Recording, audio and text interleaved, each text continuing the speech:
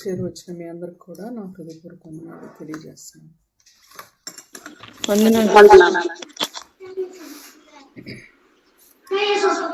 పరిశుద్ధ గ్రంథమైన బైబిల్ నుండి యెషయా గ్రంథము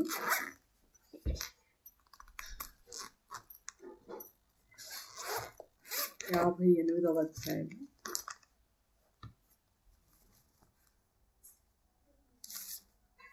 యెషయా గ్రంథము 58వ అధ్యాయము.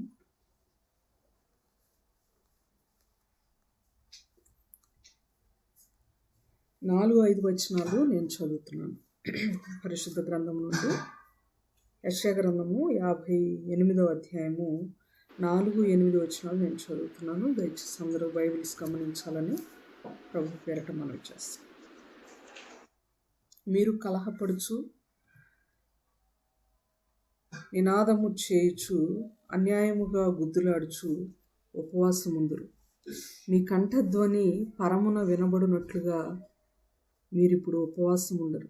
అట్టి ఉపవాసము నాకు అనుకూలమా? మనుష్యుడు తన ప్రాణమును బాధపరుచుకొనవలసిన దినము అట్టిదేనా?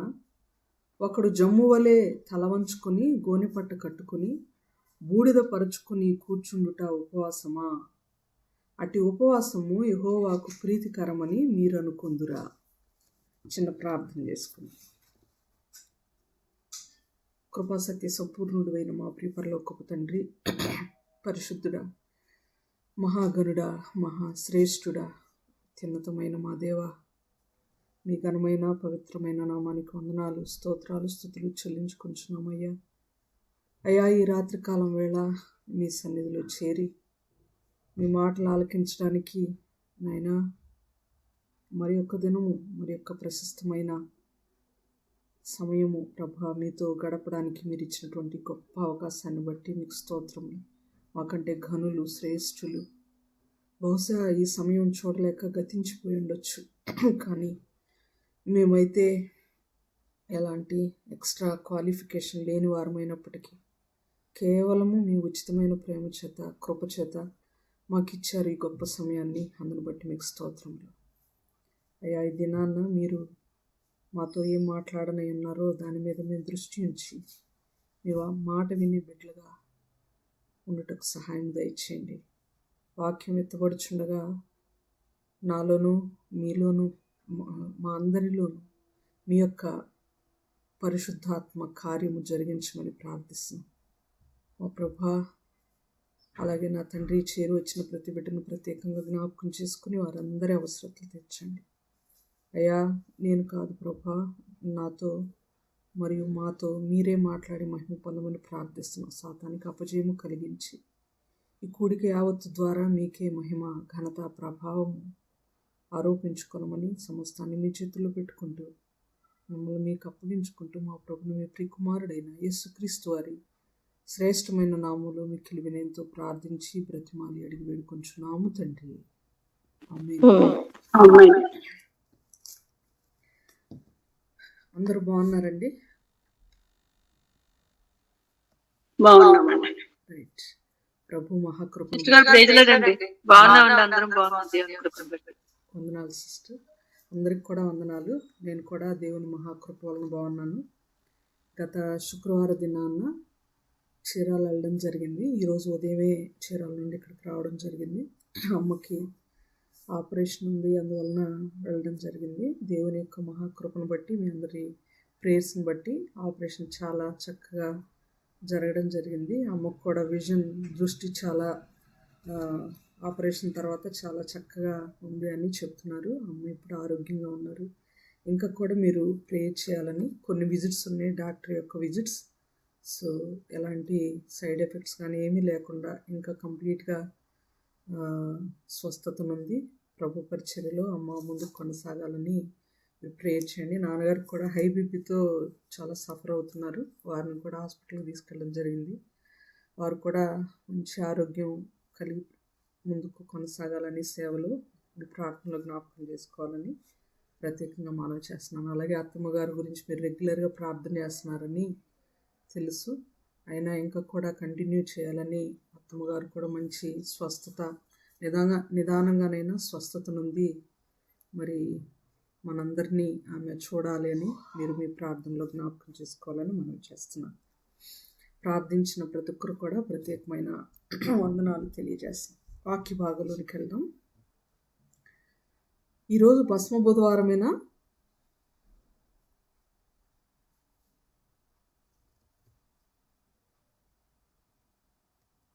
ఈరోజు భస్మ బుధవారమేనా అండి? కాదా? బైబిల్ పరంగా కాదండి. ఏమన్నా సిస్టర్?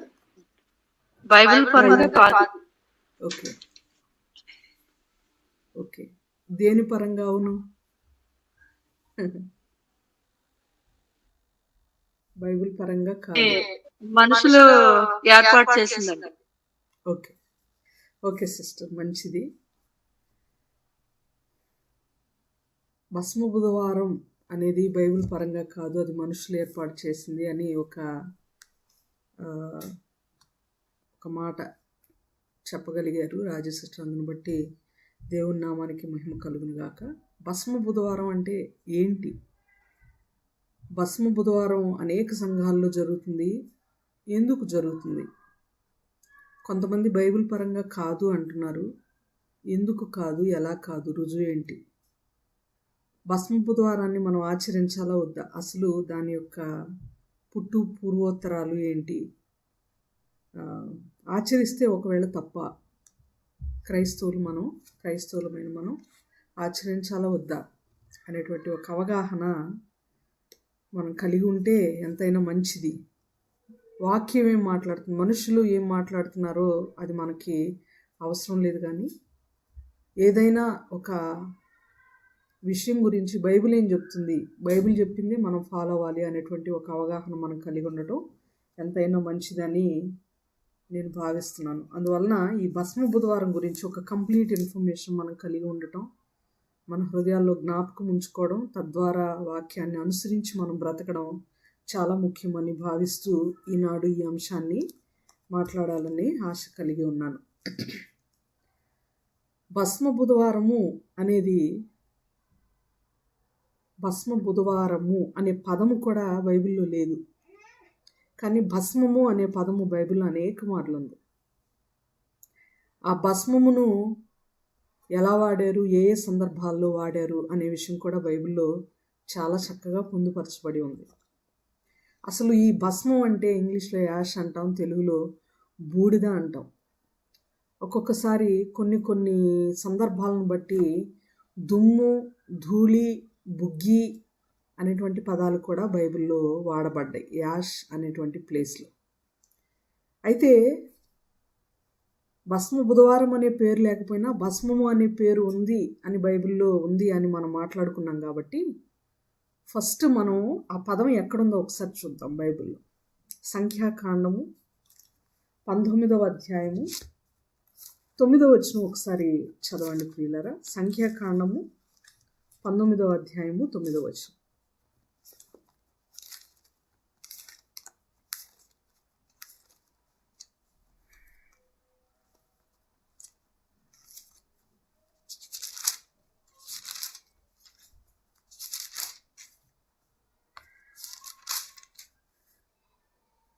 దయచేసి తెరచి వాక్యాన్ని చదివి సహాయం చేయాలని మనవి చేస్తాం. మరియు పవిత్రుడైన ఒకడు ఆ పెయ్య యొక్క భస్మమును పోగు చేసి పాలెము వెలుపలను పవిత్ర స్థలమందు ఉంచవలెను. ఇంకా చదవాలండి? ఇంకా చదవండి సిస్టర్. వచనం కంప్లీట్ అయిందా? ఇంకా లేదు. పాప పరిహార జలముగా ఇజ్రాయేలీయుల సమాజమునకు దాని భద్రము చేయవలెను. అది పాప పరిహారార్థ బలి. చాలు, ఇక్కడ గమనిస్తే చాలు సిస్టర్. పాప పరిహారార్థ బలి అర్పించేటప్పుడు ఇక్కడ పెయ్య యొక్క భస్మమును పోగు చేసి పాళెము వెలుపలికి తీసుకొని వెళ్ళి ఒక పవిత్ర స్థలంలో దాన్ని ఉంచి వాటర్లో లేక నీళ్ళలో ఆ యొక్క పెయ్య భస్మమును, అంటే పెయ్యని కాల్చిన తర్వాత, దహించిన తర్వాత ఉన్న దాని బూడిదను నీళ్ళల్లో కలిపి దాన్ని పాప పరిహారార్థ జలముగా ఉపయోగిస్తూ పాప పరిహారార్థ బలిని అర్పించాలి అనేటువంటి అంశము ఇశ్రాయేలీలకు చెప్పబడినటువంటి కట్టడలలో, లేకపోతే ఇశ్రాయేలీలకు దేవుని ద్వారా మోషే గారు చెప్పినటువంటి కొన్ని కట్టడలు, కొన్ని పనులు ఖచ్చితంగా చేయవలసిన కొన్ని విధులలో ఒక భాగంగా మనం ఇక్కడ చూస్తున్నాం. ఇక్కడ మనకు కనబడే భస్మం ఏంటంటే పెయ్యే యొక్క భస్మం. పెయ్యే యొక్క భస్మం. పెయ్య అంటే ఆవు జాతికి చెందినటువంటి ఒక చిన్న సైజులో ఉన్నటువంటి జంతువు. పెయ్య యొక్క భస్మం. భస్మం అంటే ఇక్కడ బూడిద అనేటువంటి మాట అర్థము మనకు వస్తుంది ప్రియులారా. ఇక్కడ ఒక చోట మనం భస్మం అని చూస్తున్నాం, మరొక చోట అదే సంఖ్యాకాండము 19వ అధ్యాయము 17వ వచనంలో కూడా మనకి ఆ పదము కనబడుతుంది. ఒకసారి చదవండి 17వ వచనం. అపవిత్రుని కొరకు 17వ వచనం సిస్టర్. సంఖ్యాకాండము 19వ అధ్యాయమే 17వ వచనం.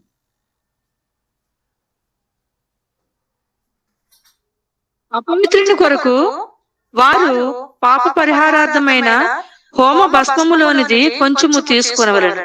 పాత్రలో వేయబడిన ఆ భస్మము మీద ఒకడు పారు నీళ్లు పోయవలెను. చాలు. ఇక్కడ గమనిస్తే అపవిత్రుని కొరకు వారు పాప పరిహారార్థమైన హోమ భస్మములోనిది కొంచెం తీసుకొనవలెను. ఇక్కడ హోమ భస్మము అనే మాట ఇక్కడ కనబడుతుంది. సో ఇక్కడ భస్మం అనేది 2 సార్లు మనం చదువుకున్నటువంటి యొక్క వచనాల ప్రకారం 2 సార్లు మనం చూసాం. ఈ విధంగా చూస్తూ వెళ్తే అనేక మార్లు భస్మం అనే మాట బైబిల్లో కనబడింది. భస్మము అనేది ఏ ప్రక్రియల్లో ఏ చోట్ల ఈ యొక్క బూడిదను ఎవరెవరు ఉపయోగించారనే విషయం కూడా మనం చూద్దాము. చూసే ముందు మనకి చరిత్రలో కొన్ని అంశాలు తెలియాలి. చరిత్రలో కొంచెం మనం వెనక్కి వెళ్ళి భస్మ బుధవారం గురించి మనకు ఒక అవగాహన ఉండాలి, కంప్లీట్గా తెలియాలి అంటే కొన్ని రోజులు వెనక్కి మనం వెళ్ళాలి.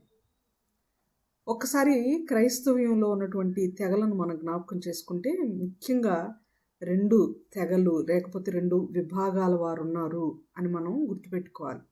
ఇంతకుముందు కూడా నేను చెప్పడం జరిగింది. ఈ జ్యూస్ గురించి మాట్లాడేటప్పుడు జెన్యూన్ జ్యూస్ అని ఒకటి, ఇంకొకళ్ళు దేవుణ్ణి యథార్థంగా ఆరాధించని వారు ఒకరున్నారు అని మనం జ్యూస్ గురించి మాట్లాడుకునేటప్పుడు చెప్పుకోవడం జరిగింది. అంతేకాదు మక్కబీయుల చరిత్ర గురించి మాట్లాడుకునేటప్పుడు కూడా చెప్పుకోవడం జరిగింది. ఏమని చెప్పుకున్నాము అనంటే క్రైస్తవుల్లో 2 తెగలు ఉన్నారు. ఒకటి రోమన్ క్యాథలిక్స్, ఇంకా చెప్పాలంటే RCM అంటాం కదా, ఆ సహోదరులు లోమన్ క్యాథలిక్స్ వారు ఒకరైతే, మరొకరు ప్రొటెస్టెంట్స్ అనే మార్టిన్ లోథర్ గారి గురించి మాట్లాడేటప్పుడు ప్రొటెస్టెంట్స్ గురించి, రోమన్ క్యాథలిక్స్ గురించి కూడా మనం మాట్లాడుకోవడం జరిగింది. ఈ 2 వర్గాల వారు క్రైస్తవుల్లో ఉన్నారు. అయితే ఈ 2 వర్గాల వారిలో ఎక్కువగా ఈ భస్మ బుధవారాన్ని పాటించేవారు ఎవరయ్యా అంటే రోమన్ క్యాథలిక్స్ సహోదరులు. వీళ్ళు ఏం చేసేవాళ్ళంటే చంద్ర పరిభ్రమణాన్ని బట్టి, అంటే మూన్ సైకిల్స్ అంటాం కదా, ఆ చంద్ర పరిభ్రమణాన్ని బట్టి కొంతకాలాన్ని వీళ్ళు భస్మ బుధవారం అనేటువంటి విషయాన్ని వాళ్ళు డిక్లేర్ చేసుకోవడం జరిగింది కొంతకాలానికి ముందు. ఏంటి ఆ కొంతకాలం అంటే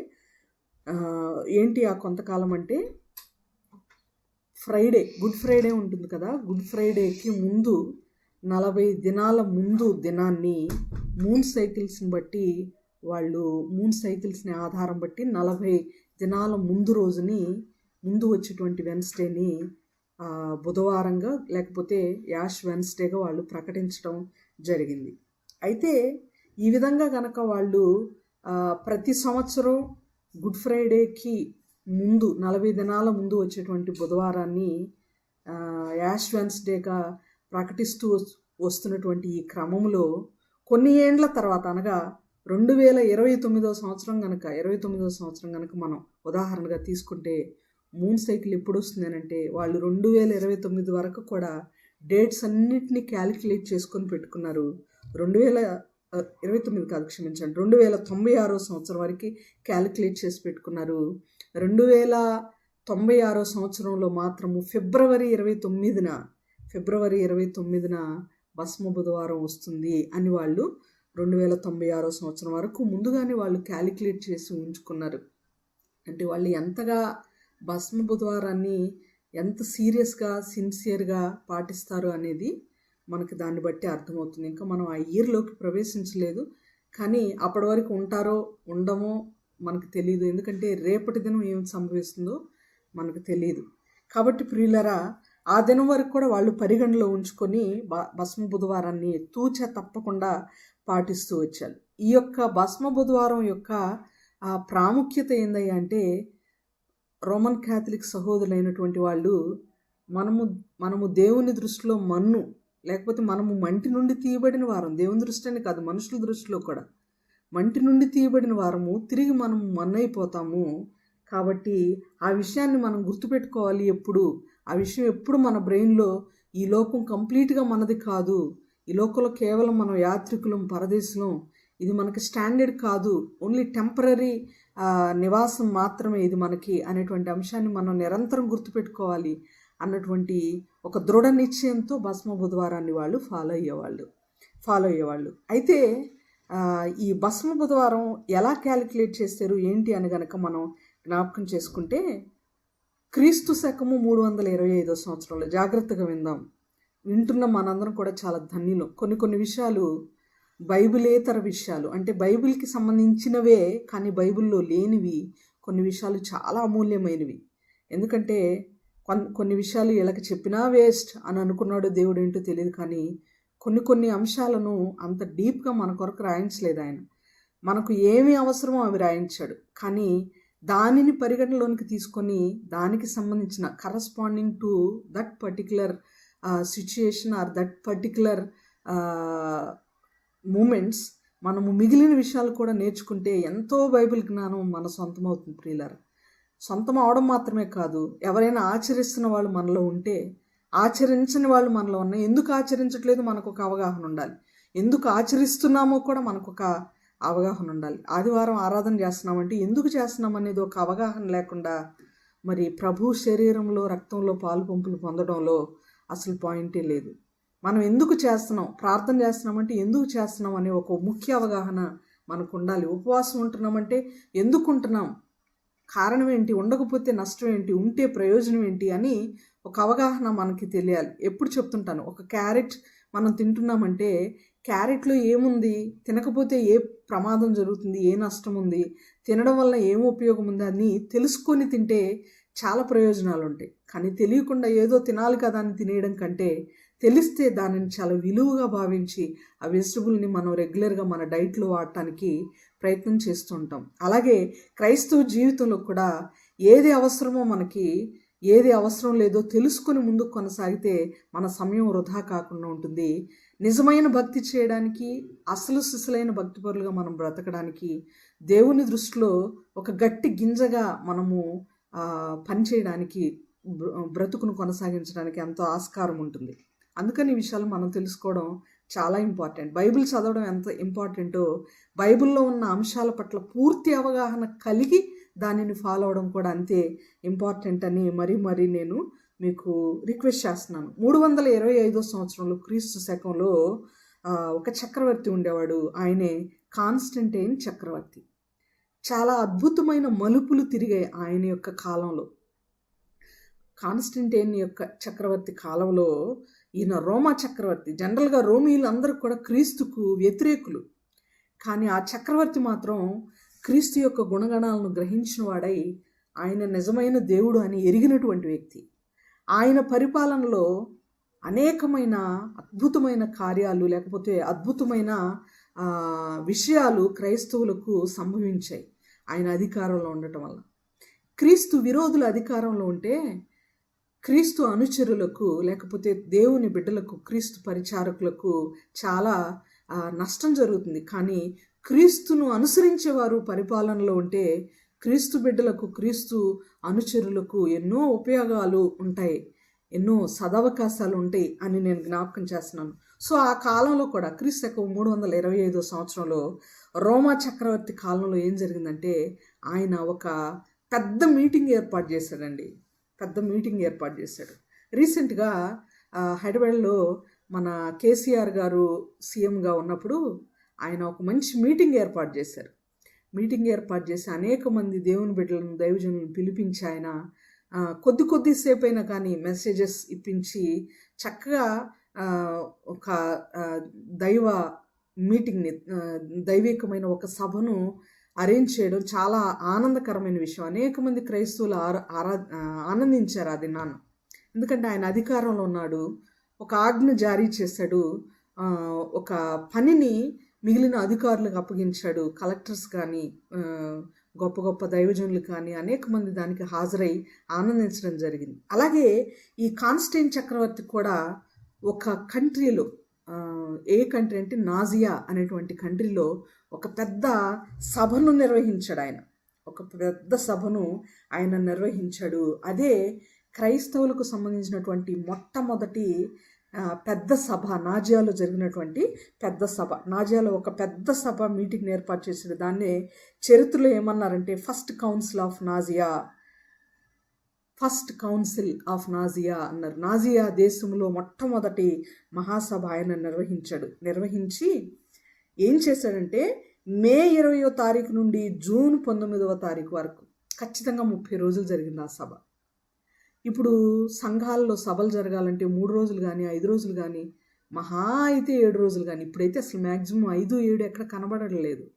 మ్యాక్సిమం 3 రోజులు, లేకపోతే ఒక్కరోజు, ఆ విధంగా సభలు జరుగుతున్నాయి. ఆనాడు ఏనాడు క్రీస్తు శకం 325లో ఒక దినాన ఆయన ఒక సభను జరిగించారు. అది ఏనాటి నుండి ప్రారంభించిందంటే మే 20 నుండి జూన్ 19 వరకు ఆ సభ కొనసాగింది. ఆ సభలో కాన్స్టెంటైన్ చక్రవర్తి బోధించిన, లేకపోతే అనేక మంది చేత బోధింప చేసినటువంటి విషయం ఏంటంటే క్రైస్తవ జీవితంలో కొన్ని లోపాలు ఉన్నాయి, వాటిని మనం సరిచేసుకుంటూ మనం మట్టి అయిపోయే లోపు, మనం మట్టి నుండి తీయబడ్డాం, తిరిగి మట్టిగా అయిపోయే లోపు, తిరిగి మన్నుకు మనం చేరే వరకు మనలోని లోపాలను సరిచేసుకుంటూ బ్రతకాలి అని అందరికీ ప్రబోధించడం ఆయన స్లోగన్ అది. మనం తిరిగి మట్టి అయిపోతాం, మన్ను అయిపోతాం, కాబట్టి మనల్ని మనం అనుదినము సరిచేసుకుంటూ దేవునిలో బ్రతకాలి అనేటువంటి ఒక మంచి ఉద్దేశాన్ని ఆయన కలిగి ఆ సభను ఏర్పాటు చేసి ఆ విషయాన్నే ప్రజలకు బోధించడం చేస్తూ వచ్చాడు. అయితే ఆ యొక్క సభలోని డెసిషన్ ఆల్రెడీ చెప్పుకున్నాం కదా, మనము శాశ్వతమైన వారము, కానీ శాశ్వతమైనది మన ఆత్మ, మన శరీరం, దేహం శాశ్వతమైనది కాదు. మనం అశాశ్వతమైన వారం, తిరిగి మన్నైపోతాం. కాబట్టి మనల్ని మనం సరిచేసుకుంటూ ముందుకెళ్దాం అనేటువంటి విషయాన్ని ఆయన చెప్పుకుంటూ వచ్చాడు. ఆ సభలో ఏం చేసేవాళ్ళంటే ప్రీస్ట్స్ ఎవరైతే బోధించారో వారందరూ కూడా ఆ సభకు వచ్చినటువంటి ప్రజల మీద, పురుషులందరి మీద తల మీద బూడిదను చల్లేవారు. చల్లేవారు కాదు, చల్లారు. అప్పుడు జరిగినటువంటి సభలో ఎందుకు చల్లారు? నీవు నీవు మన్ను నుండి తీయబడ్డావు, తిరిగి మన్నైపోతావు. సో నువ్వు ఈ విధంగా మన్నైపోతావు, కాబట్టి నువ్వు మన్నయ్యే లోపు ఈ విధంగా బ్రతకాలని ప్రతి ఒక్క పురుషునికి ఆ మాట చెప్పి పురుషుని తలల మీద భస్మాన్ని, బూడిదను చల్లేవారు. మరి స్త్రీల తలల మీద ముసుగులు ఉంటాయి కదండి, ముసుగులుంటే గనక స్త్రీ నుదుటి మీద సిలువ గుర్తు ఆకారంలో ఆ భస్మముతో సిలువ గుర్తును వాళ్ళు వేసేవాళ్ళు. ఎవరు వేసేవాళ్ళు? మే 20 నుండి జూన్ 19 వరకు జరిగిన సభలో బోధించినటువంటి ప్రీస్ట్స్ అంటే ఎవరండి? తెలుగులో ఎవరు? మౌనంగా ఉండొద్దు. యాజకులు అంటే బోధకులు. ఇప్పుడు కదా మన భాషలో చెప్పాలంటే పాస్టర్స్, దైవజనులు. వాళ్ళు అలా చేసేవాళ్ళు, అలా చేయడం జరిగింది. అయితే రాను రాను ఆ బూడిదను చల్లడం కాకుండా సిలువ మీద, నుదుటి మీద దాన్ని సిలువ గుర్తులో వాళ్ళు వేస్తూ ఉండేవాళ్ళు. ఈ విధంగా జరిగిన తర్వాత అనేక సంవత్సరాలు దీన్ని ఈ విధంగా ఫాలో అయిన తర్వాత ఇదంతా 325 క్రీస్తు శకంలో జరిగితే కాన్స్టెంటైన్ చక్రవర్తి తీసుకొని వచ్చినటువంటి ఈ ప్రతిపాదన, లేకపోతే ఈ యొక్క రూల్ అప్పటి నుండి జరిగితే కొంతకాలం తర్వాత, కొన్ని సంవత్సరాల తర్వాత, అనగా 601లో, క్రీస్తు శకం 601లో ఒక పోపు ఉండేవాడు. అప్పుడు బిషప్పులు, పోపులు ఎక్కువగా ఉండేవాళ్ళు. ఆయన పేరు గ్రెగరీ అనేటువంటి పోపు ఏం చేశాడంటే, ఇది 30 రోజులు కాదు, 40 రోజులు ఇలా మనం ఉపవాసం ఉండి దీన్ని మనము ఖచ్చితంగా ఫాలో అవుతూ ఒక కట్టడగా, ఆచారంగా మనం భావించి దీన్ని ముందుకు కొనసాగిద్దామని క్రీస్తు శకం 601వ సంవత్సరంలో గ్రెగరీ అనేటువంటి పోపు ఒక కంప్లీట్ డెసిషన్ని ఆయన తీసుకొని వచ్చాడు. మొట్టమొదటి ఇది జరిగింది మాత్రం నాజియాని ప్రజెంట్ టర్కీ అంటాము. కానీ పూర్తి ప్రతిపాదన చేసినవాడు, ప్రారంభించినవాడు కాన్స్టంటైన్ చక్రవర్తి అయితే, పూర్తిగా ప్రతిపాదన చేసి 40 దినాలు దీన్ని మనం చెయ్యాలి. దేనికి 40 దినాలు అనంటే, గుడ్ ఫ్రైడే, ప్రభు సిలువ వేయబడిన ముందు 40 దినాలకు ముందు ఉపవాసం ఉండి, ఈ 40 దినాలు మనం ఈ విషయాన్ని బోధించుకుంటూ ఉపవాసం ఉండి బూడిదను చల్లుకొని, బూడిదను నుదుటి మీద సిలువ గుర్తుగా పెట్టుకొని మనం ఫాలో అవుదాము ఈ ఉపవాస దినాలని అని చెప్పి ఆయన ఇదే విషయాన్ని, కాన్స్టంటైన్ చక్రవర్తి చేసినటువంటి మాటల్ని అనేక మంది చేత బోధింప చేస్తూ 40 దినాలకు ఆయన చేంజ్ చేసి దాన్ని ప్రతిపాదించడం జరిగింది. అయితే ఏ 40 దినాలు అనంటే, గుడ్ ఫ్రైడేకి ముందు 40 దినాలు. సో గుడ్ ఫ్రైడేకి ముందు 40 దినాలు క్యాలిక్యులేట్ చేసి మూన్ సైకిల్స్ని బట్టి ఎప్పుడైతే వెన్స్డే వస్తుందో ఆ వెన్స్డేని యాష్ వెన్స్డేగా ప్రకటించారు. అయితే ప్రియులారు, ఇక్కడ ఉపయోగించబడిన ఈ బూడిద ఎప్పటిది ఏంటి అని అంటే, ముందు సంవత్సరంలో, ఇప్పుడు ఈ సంవత్సరం యాష్ వెన్స్డే ఈరోజు జరుగుతుంది అనుకోండి, లాస్ట్ ఇయర్ జరిగినటువంటి మట్టల ఆదివారం ఏదైతే ఉంటుందో, మట్టల ఆదివారం రోజు చర్చిలో, సంఘాలలో ఉపయోగించినటువంటి మట్టలను తగలబెట్టి ఆ బూడిదను పోగు చేసి పవిత్రమైన బూడిదగా దాన్ని భావిస్తూ దాచిపెట్టి నెక్స్ట్ ఇయర్ వరకు అదే బూడిదను యాష్ వెన్స్డే రోజు 40 దినాల ఆ ప్రక్రియలో వారి మీద చల్లుతూ నుదుటి మీద సిలువ గుర్తుగా పెట్టేవాళ్ళు. ఇలా జరిగింది ఈ యొక్క యాష్ వెన్స్డే యొక్క ప్రాసెస్ అంతా. ఇదంతా కూడా వాస్తవంగా చెప్పాలి అంటే, ఇదంతా బైబిల్లోని ప్రవక్తలు, దేవుడు చెప్పినటువంటి జనులు చేసినది కాదు. సిస్టర్ రాజీ గారు చెప్పినట్లుగా. కానీ భస్మం అనేది మాత్రం బైబిల్లో ఉంది. భస్మ బుధవారం అనేది బైబిల్లో లేదు. ఎలా వచ్చింది భస్మ బుధవారం అంటే, మొదటి కారణం కాన్స్టంటైన్ చక్రవర్తి అయితే, రెండవ కారణం పోపు గ్రెగరీ అనేటువంటి విషయాలు మనం గుర్తుపెట్టుకోవాలి. అయితే వీళ్ళు ప్రతిపాదించారా, వీళ్ళు తీసుకొచ్చారా, వీళ్ళు నిర్ణయించారా? బైబిల్లో అదేమీ లేదా, అసలు దీని ప్రస్తావనే లేదా బైబిల్లో అని కనుక మనం ఆలోచన చేస్తే, నువ్వు మన్ను కనుక తిరిగి మన్నైపోదువు, మనం మట్టి నుండి తీయబడ్డాం కనుక తిరిగి మట్టే అయిపోతాం అనేటువంటి విషయాన్ని పోపు గ్రెగరీ గారు, కాన్స్టంటైన్ చక్రవర్తి గారు చెప్పడానికంటే ముందే కొన్ని వేల సంవత్సరాల క్రితమే దేవుడు చెప్పాడు. ఎవరితో చెప్పాడు? ఆదాముతో చెప్పాడు. ఎప్పుడు చెప్పాడు? ఆదిలోనే చెప్పాడు. ఒక్కసారి ఆ మాటను జ్ఞాపకం చేసుకున్నాం. అంటే వీళ్ళు చెప్పడానికి, కాన్స్టంటైన్ గ్రెగరీ వీళ్ళు చెప్పే మాటకు కూడా ఆధారం ఏంటంటే బైబిల్లోని ఆధారమే. ఎక్కడుంది ఆధారం అనేది ఒకసారి మనం చూద్దాం. ఆదికాండంలో 3వ అధ్యాయంలో ఆ మాటలు మనకు కనబడతాయి. ఆదికాండం 3వ అధ్యాయము 19వ వచనం ప్లీజ్. ఆదికాండము 3వ అధ్యాయము 19వ వచనం ప్లీజ్. నీవు నేలకు తిరిగి చేరు వరకు నీ ముఖపు చెమట కాచి ఆహారము తిందువు. అనగా నేల నుండి నీవు తీయబడుతువి, నీవు మన్నే గనక తిరిగి మన్నైపోదు అని చెప్పాను. చాలు, నీవు మన్నువు గనుక తిరిగి మన్నైపోదు అని చెప్పాను. ఎవరు చెప్పారు ఈ మాట?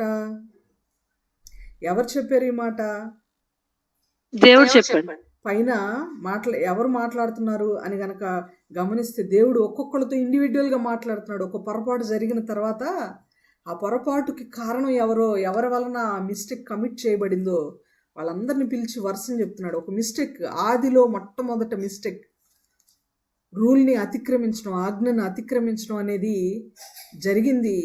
అది ముగ్గురున్నారు దానిలో ఇన్వాల్వ్ అయ్యి.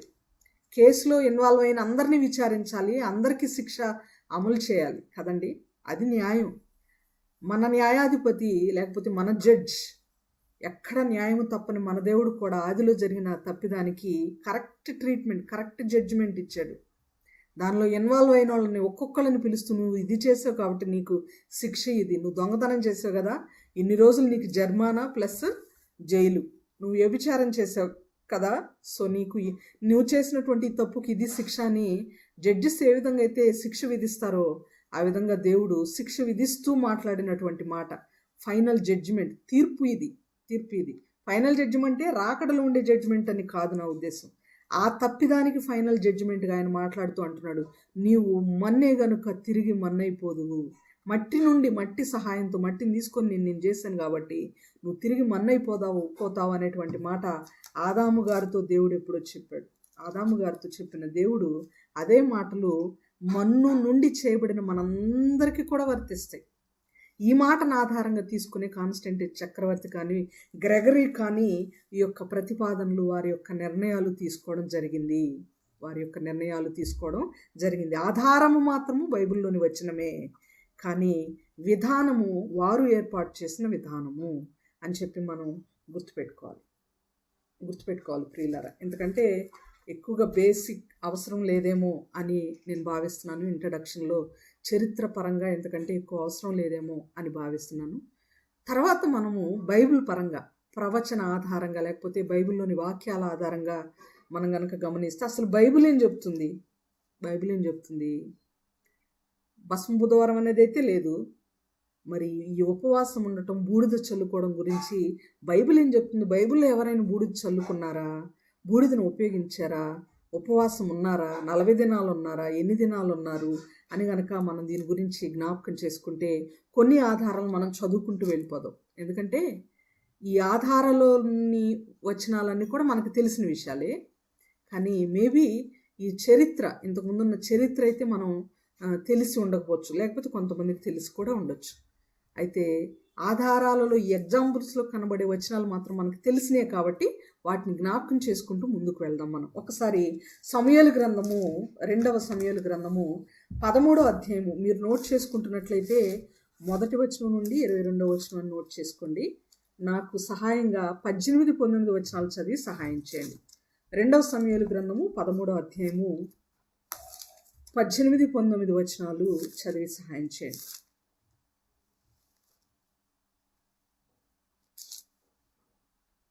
రెండో సమూయేలు గ్రంథము. కన్యకలైన రాజకుమార్తెలు వివిధ వర్ణములు గల చీరలు ధరించువారు. ఆమె అట్టి చీర ఒకటి ధరించి ఉండెను. పనివాడు ఆమెను బయటకు వెళ్ళగొట్టి మరల రాకుండానట్లు తలుపు గడియ వేసెను. అప్పుడు తామారు నెత్తి మీద బుగ్గి పోసుకొని తాను కట్టుకొనిన వివిధ వర్ణములు గల చీరను చింపి నెత్తి మీద చెయ్యి పెట్టుకొను ఏడ్చుచూ పోగా ఆమె అన్న అగు అబ్షాలోము ఆమెను చూచి, నీ అన్నయ్యగు అమ్నోను నిన్ను కూడినవాడు కదా, నా చెల్లి నీవు ఊరకుండుము. అతడు నీ అన్నే కదా, ఇందును గూర్చి చింతపడవద్దని అనెను. కావున తామారు చెరపబడినదే తన అన్నయ్యకు అబ్షాలోము ఇంట ఉండెను. ఇక్కడ గమనిస్తే ఇక్కడ పరిస్థితి అంతా మనకు తెలుసు. అమ్నోను తామారును అవమానించినప్పుడు, ఆమెకు ఎంతో ద్రోహం తలపెట్టినప్పుడు తామారు ఆ బాధను, ఆమె కోల్పోయిన తన ఏదైతే నష్టపోయిందో దాని గురించి ఆమె పడినటువంటి వేదన విధానం మనకు కనబడుతుంది 19వ వచనంలో. అప్పుడు తామారు నెత్తి మీద బుగ్గి పోసుకొనుచు, ఇక్కడ బుగ్గి అంటే బూడిద పోసుకొని తన మనసుకు తన శరీరానికి కలిగిన గాయాన్ని ఆమె జ్ఞాపకం చేసుకుని ఎంతో వలపోస్తూ ఏడుస్తూ ఆ పరిస్థితిని, తనకు వచ్చినటువంటి ఆ కష్టాన్ని ఆమె తెలియజేస్తుంది. అవమానించబడినప్పుడు, ఆమె ఎంతగానో నష్టపోయినప్పుడు చేసినటువంటి ఒక పనిలో కనబడేటువంటి ఫస్ట్ థింగ్ ఏంటంటే ఆమె తన తల మీద నెత్తి మీద బుగ్గి పోసుకుంది ప్రియులారా. ఎంతో వేదనను ఆమె వ్యక్తం చేస్తుంది. ఆ వ్యక్తం చేసేటప్పుడు ఆమె బుగ్గిను వాడినట్లుగా మనం చూస్తున్నాం, బూడిదను వాడినట్లుగా చూస్తున్నాం. ఇది నంబర్ 1 పాయింట్. అవమానించబడ్డప్పుడు, చెరపబడినప్పుడు ఒక స్త్రీ చూయించినటువంటి విధానము ఏంటంటే బుగ్గి తల మీద పోసుకొని తన అవమాన భారాన్ని, తన అవమానంతో కూడినటువంటి బాధను వ్యక్తం చేసిన స్త్రీగా మనకు కనబడుతుంది. తర్వాత మీరు ఆ వచనం కంప్లీట్గా అర్థం అవ్వాలంటే మీకు తెలుసు కనుక 1 నుండి 22 వచనాలు మీరు నోట్ చేసుకోండి. తర్వాత యోబు గ్రంథంలో 2వ అధ్యాయము 7వ వచనంలో కూడా భక్తుడైన యోబు గారు బూడిదను ఉపయోగించినట్లుగా మనకు కనబడుతుంది. మనకు తెలిసిన విషయమే, చదివి ముందుకెళ్దాం. యోబు గ్రంథము 2వ అధ్యాయము 7వ వచనం.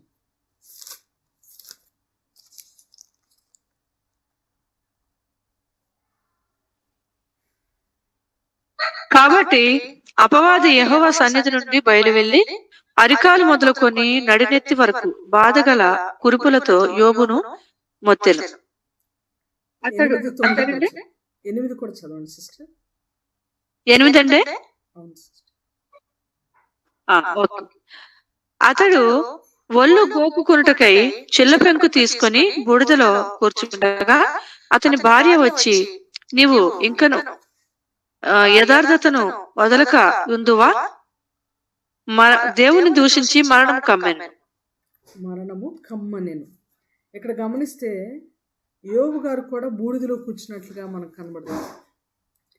తనకి శరీరానికి ఒక ఇబ్బంది కలిగినప్పుడు, ఒంటి నిండా కురుపులు కదండి, కురుపులతో కూడినటువంటి ఇబ్బంది కలిగినప్పుడు చాలా ఆయన జీవితంలో నష్టపోయి అన్ని బ్యాడ్ న్యూస్, ఎటు నుంచి చూసినా దుర్వార్తలే ఆయనకు వినబడుతున్నప్పుడు ఆయన యొక్క బాధను, తనకు వచ్చినటువంటి కష్టాన్ని తెలియచేస్తూ ఆయన బూడిదలో కూర్చున్నట్లుగా మనం చూస్తున్నాం. ఏ సందర్భంలో బూడిదలో కూర్చున్నాడో మనందరికీ యోబు గారి జీవితం గురించి తెలుసు కనుక ఎక్కువగా వివరించట్లేదు. తర్వాత కష్టం వచ్చినప్పుడు బూడిదలో కూర్చున్నాడు. కష్టం వచ్చినప్పుడు భక్తులు బూడిదలో కూర్చునేటువంటి కార్యక్రమం చేశారనేది బైబిల్ నుండి మనం జ్ఞాపకం చేసుకుంటున్నటువంటి రెండో విషయం. మొదటిది అవమానించబడ్డప్పుడు, రెండవది కష్టం వచ్చినప్పుడు, మూడవది ఎక్కడ బూడిదను ఉపయోగించారో మనం చూద్దాం. యోబు గ్రంథమే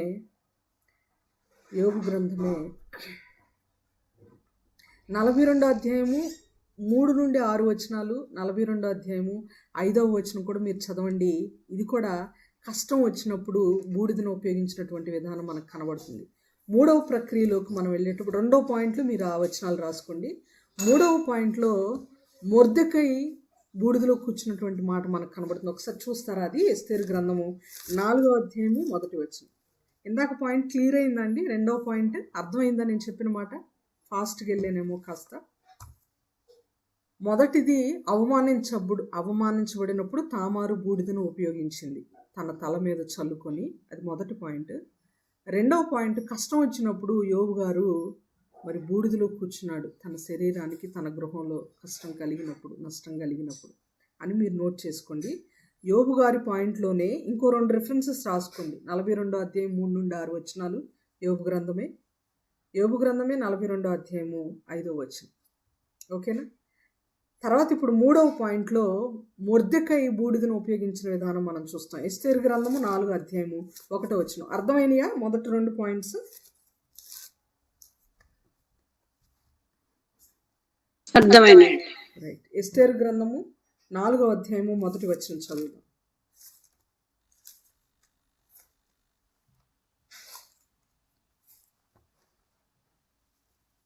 ఎస్తేరు గ్రంథము 4వ జరిగినదంతయు తెలియగానే మొర్దెకై తన బట్టలు చింపుకొని గోనె పట్టలు వేసుకొని బూడిద పోసుకొని పట్టణము మధ్యకు బయలు వెళ్లి మహాశోకముతో రోదనము చేసి రాజు గుమ్మము ఎదుటికి వచ్చెను. అంతండి. చాలు సిస్టర్. ఇక్కడ మొర్దెకై ఎందుకు ఈ విధంగా చేస్తున్నాడు మీకు జ్ఞాపకం ఉందా? మొర్దెకై ఇంత వేదన ఎందుకు చెందుతున్నాడు? కారణం ఏంటి? యూదులకు ప్రాణాపాయం కలగబోతుంది, యూదులకు నష్టం జరగబోతుంది. ప్రాణాపాయం వచ్చినప్పుడు తన జాతికి, తన జనులకు ఒక ప్రాణ నష్టం కలగబోతుందని తెలుసుకొని మొర్దెకై వారి మీద ఉన్నటువంటి అభిమానం, వారి మీద ఉన్నటువంటి కేర్ అండ్ అఫెక్షన్, వీటి వలన ఆయన తన యొక్క బాధను తెలియచేస్తున్నాడు. చాలా ఎక్కువగా గట్టిగా ఏడుస్తున్నటువంటి వ్యక్తిగా ఈయన మనకు కనబడుతున్నాడు తన జనుల నిమిత్తం. మనం ఎప్పుడైనా మన కుటుంబంలో కష్టం వస్తే మనం ఉపవాసం ఉంటాం, ప్రార్థన చేస్తాం, బాధపడతాం. కానీ మన జనాంగానికి ఎప్పుడైనా క్రైస్తవులకి ఈ బాధ వచ్చింది, మణిపూర్లో ఎంతమంది కష్టపడుతున్నారని వారి కోసం మనం ఉపవాసం ఉండి ప్రార్థన చేశామా? అనేక మంది దేవుని బిడ్డలు హింసించబడుతున్నారు, దూషించబడుతున్నారు, వారు ఎన్నో అవమానాలను ఎదుర్కొంటున్నారు అని వారి కొరకు మనం బూడిదలో కూర్చొని ఉపవాసం ఉండి మన యొక్క వేదనను వ్యక్తం చేసిన వారిగా ఉన్నామా అని కనుక ఆలోచన చేస్తే అసలు మన గురించే మనం ఉపవాసం ఉండి ప్రార్థన చేయం, మన గురించే మనం చింతపడం. ఏ విషయాల్లో చింతపడతామంటే మనం ఈ లోకానుసారంగా మనకి ఏదైనా జరగకపోతే చింతిస్తాం. మనం ప్రార్థన ఒక్కసారి చేయగానే దేవుని దగ్గర నుండి జవాబు రాకపోతే చింతించి బాధపడి అడగడమే మానేస్తాం, దేవునికి దూరం అయిపోతూ ఉంటాం. కానీ పరుల కొరకు, ఇతరుల కొరకు ప్రార్థించి తపించి ఎంతో వేదన చెందేవారిగా ఉండటం అనేది బైబిల్లోని అనేక మంది మనకు ఎంతో మాదిరికరమైన వారు చేసినటువంటి పని. తన జనులు ఇబ్బంది పడుతుంటే తన జనుల పాపమును బట్టి ఎలుగెత్తి ఏడ్చినటువంటి వాళ్ళు నెహెమ్యా, ఎజ్రా గారు. తన జనులు ఇబ్బందులు పాలవుతుంటే వారి కొరకు ప్రార్థన చేసిన వారు, గొప్ప గొప్ప భక్తిపరులు, న్యాయాధిపతులు, రాజులు ఎందరో ఉన్నారు ప్రియులారా. వారిని అందరిని కూడా మనం మనసులో జ్ఞాపకం పెట్టుకోవాలి. పర్లేదులేండి సిస్టర్, మన గురించి మనం ఏడ్చే స్థితిలో మనం లేవు. ఇతరుల గురించి మనం ఏమి ఏడుస్తామనంటే ఏడవకపోయినా కనీసం ఇతరుల గురించి మనం ప్రార్థన అయినా చేయాలి. ఇతరులు కష్టంలో ఉన్నారు అని ఎరిగినప్పుడు కనీసం వారి కొరకు ప్రార్థించేటువంటి ఒక గుణం మనం కలిగి ఉండాలి. ఇమ్మీడియట్గా ప్రేయర్ మన నుండి రావాలి. ఒకవేళ గ్రూప్లో ప్రేయర్ చేయలేని పరిస్థితులు మీరున్నా కనీసం ఒకటి వినిన వెంటనే మోకరించి మీరున్న చోటనే కళ్ళు మూసుకొని వారి కొరకు మొరపెట్టుకునేటువంటి ఒక ఉన్నతమైన గుణం మనం కలిగి ఉండాలి ప్రియులారా. ఒక ప్రార్థన కొన్ని అద్భుతాలను చేస్తుంది. నీ కళ్ళ ముందు జరగపోవచ్చు అద్భుతాలు, కానీ ఎక్కడో ఒక చోట ఖచ్చితంగా దేవుడు ఆ ప్రార్థన అనే విత్తనాన్ని మొలకెత్తి మహావృక్షంగా మారుస్తాడు అని మనం గుర్తుపెట్టుకోవాలి. ఇక్కడైతే మొర్దెకై యూదుల గురించి ఆయన మరి ఉపవాసం ఉండి ఆయన బూడిద వేసుకొని ఎంతో శోకముతో రోదనము చేసిన వాడిగా మనకి కనబడుతున్నాడు. మొర్దెకైలాగా మనం ఉన్నామా? మొర్దెకైలాగా మన జీవితాన్ని మనం కొనసాగిస్తున్నామా? నశించిపోతున్నారు. ప్రాణ నష్టం పట్ల ఈయన శోకమునందుతున్నాడు. ఆత్మ నష్టం పట్ల మనం శోకం కలిగిన వారుగా ఉండాలి. ఎంతోమంది జాయిన్ అవ్వట్లేదు. చెప్పి చెప్పి చెప్పి విసుగు చెందుతున్నాం. అసలు చెప్పాలా వద్దా? ప్రార్థనకు రమ్మని అడగాలా వద్దా? ఈ నశించిపోతున్న ఆత్మలు, బేజారిపోతున్న ఆత్మలు, చల్లారిపోతున్న ఆత్మల విషయమై ఏం చేయాలి అర్థం కాని ఒక ఆవేదన భరితమైనటువంటి పరిస్థితుల్లో మనం ఉన్నాం. అయినా చెప్పాలి, అయినా బాధపడాలి, అయినా దేవుని దగ్గర మనం వేడుకుంటూనే ఉండాలి. మొర్దెకై నుండి మనం నేర్చుకోవలసినటువంటి ఒక ఆత్మీయ సత్యం ప్రియులారా. ముందు కొనసాగుదాం. ఇక్కడ మొర్దెకై తన జనుల నిమిత్తము ధూళి వేసుకున్నటువంటి వ్యక్తిగా మనకి కనబడుతున్నాడు. ఇది 3వ పాయింట్. 4వ పాయింట్లో పశ్చాత్తాపము వెలిబుచ్చేటువంటి క్రమములు, పశ్చాత్తాపాన్ని తెలియజేసే క్రమంలో ఒక నాయకుడు, ఒక గొప్ప ప్రవక్త ప్రకటించగా విని రాజుతో సహా బూడిదలో కూర్చున్నారు. ఎవరు ఆ ప్రవక్త, ఎవరు ఆ రాజు చెప్పగలరా?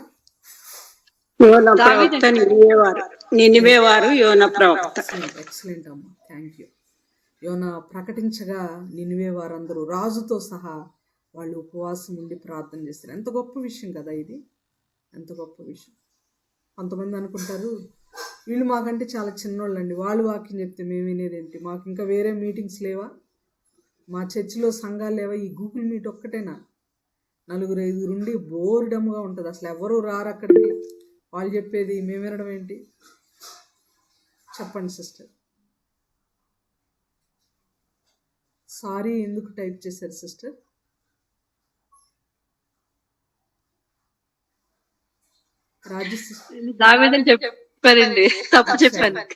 ఓకే, నాకు అది వినపడలేదు, ఎందుకంటే నేను మైండ్లో యోనా గారని ఫిక్స్ అయ్యాను కాబట్టి మీ మాట వినలేదు సిస్టర్. పర్వాలేదు, మనం అందరం పొరపాటు పడుతుంటాం.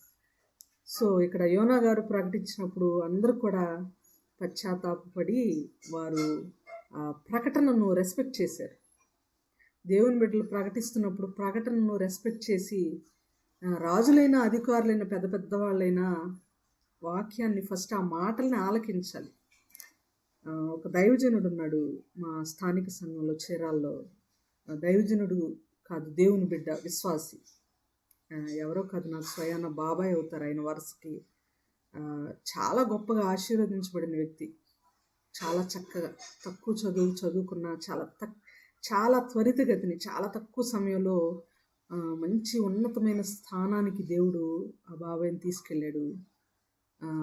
అందరితో పాటు చైర్లో కూర్చోకుండా నేల మీద కూర్చొని ఆయన 3 గంటల పాటు సంఘంలో ఆరాధన చేస్తూ సండే రోజు పాటలు ప్రారంభ ప్రార్థన మొదలుకొని ముగింపు వరకు భక్తి శ్రద్ధలతో బాస్పట్లు వేసుకొని దీనులమైన మేము, మా కుటుంబం చాలా సింపుల్ కుటుంబం, వాక్యం చెప్తుంటే ఆయన తూచా తప్పకుండా ప్రతిదీ విని ప్రతి రెఫరెన్స్కి వాక్యం ఓపెన్ చేసి చదువుతూ అంతా ఒక సామాన్యుల్లాగే. మనందరం సామాన్యులమే, ఆఫ్ కోర్స్, దేవుని ఎదుట అందరూ సమానమే. అయినా కూడా ఆయనకున్నటువంటి ఉన్నతమైన స్థితికి ఏమాత్రం హెచ్చింపు లేకుండా తగ్గింపు కలిగి ఆ ప్రార్థనలో ఉండేటువంటి విధానం చాలా చాలా ఆనందాన్ని కలుగజేస్తున్నాను. ఎందుకంటే ప్రవక్తలు కొంతమంది చెప్పినప్పుడు తల వంచినటువంటి భక్తులు, రాజులు, చక్రవర్తులు చాలామంది ఉన్నారు.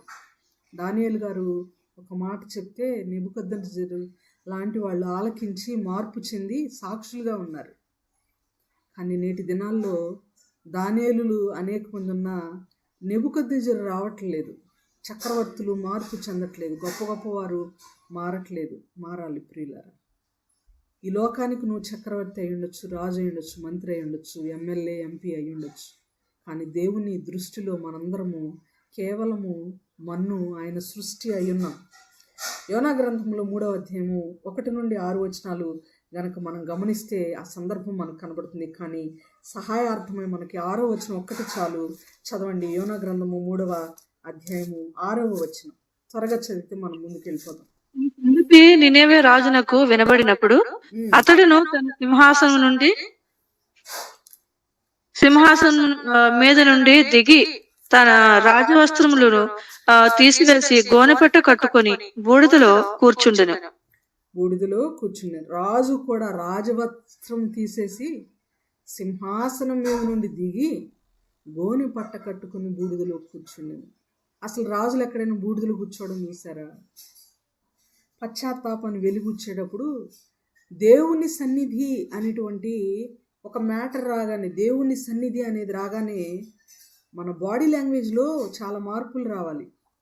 న్యూస్ వింటున్నట్టు, సీరియల్ చూస్తున్నట్టు, ఒక మూవీ చూస్తున్నట్టు, ఒక క్రైమ్ సీన్ని చూస్తున్నట్టు సోఫాలో కాలు మీద కాలేసుకొని కూర్చొని ఆలకించేది కాదు వాక్యం అంటే.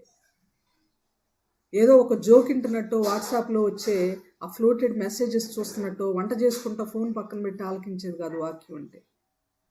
అది దేవుని సన్నిధి. వాక్యం మనకి వినబడుతుందంటే దేవుని స్వరం అది.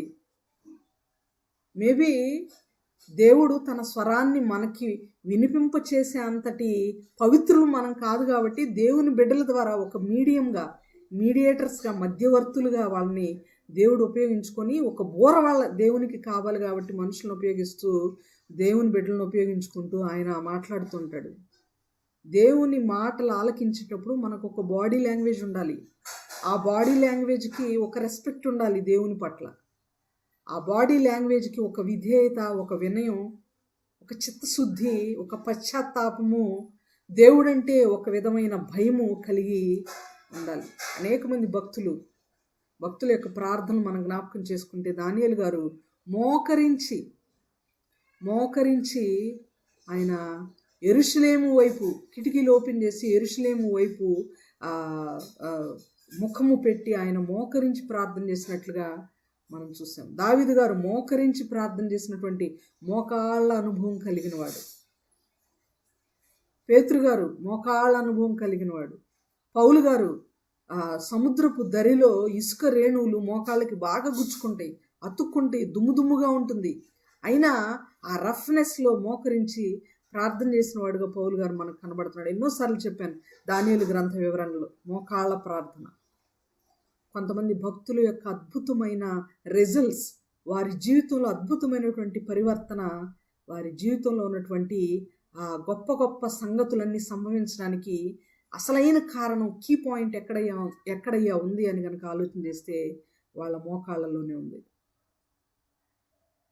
ఒక అద్భుతానికి వెనక మోకాళ్ళ ప్రార్థన అనేది పునాదిగా అనేక మంది భక్తుల జీవితంలో మనకు కనబడుతుంది. ఒక క్రైస్తవుడు లేక క్రైస్తవ స్త్రీ ఎంత భక్తి జీవితాన్ని కలిగి ఉన్నారు అని అంటే, ఒకటి వాళ్ళ ముఖంలో ఉన్నటువంటి తేజస్సు కారణమైతే, వాళ్ళ మోకాళ్ళలో ఉన్నటువంటి నలుపు కారణం. ఒక స్లోగన్, ఒక కొటేషన్ చదివాను నేను. I have read somewhere. ఏమని అంటే, ఎవరి మోకాళ్ళైతే నల్లబడతాయో వారి ముఖాలు దేవుని యొక్క సన్నిధితో తెల్లబడతాయి. వాళ్ళ ముఖాలు తేజస్సు కలిగి ఉంటాయి. ఎవరి మోకాళ్ళైతే మోకరించి మోకరించి మోకరించి మోకరించి ప్రార్థన చేసి కాయలు గట్టి నల్లగా మారిపోయి ఉంటాయో వాళ్ళ ముఖం మాత్రం అద్భుతంగా ప్రకాశిస్తూ ఉంటుంది. మోకాళ్ళ అనుభవం ఉందా? మోకాళ్ళ మీద మోకరించి ప్రార్థన చేసే అనుభవం మనకుందా? ప్రార్థించేటప్పుడు మన బాడీ లాంగ్వేజ్ ఎలా ఉంది? లెగవలేని స్థితిలో ఉంటే, మోకరించలేని స్థితిలో ఉంటే completely fine, it's completely all right.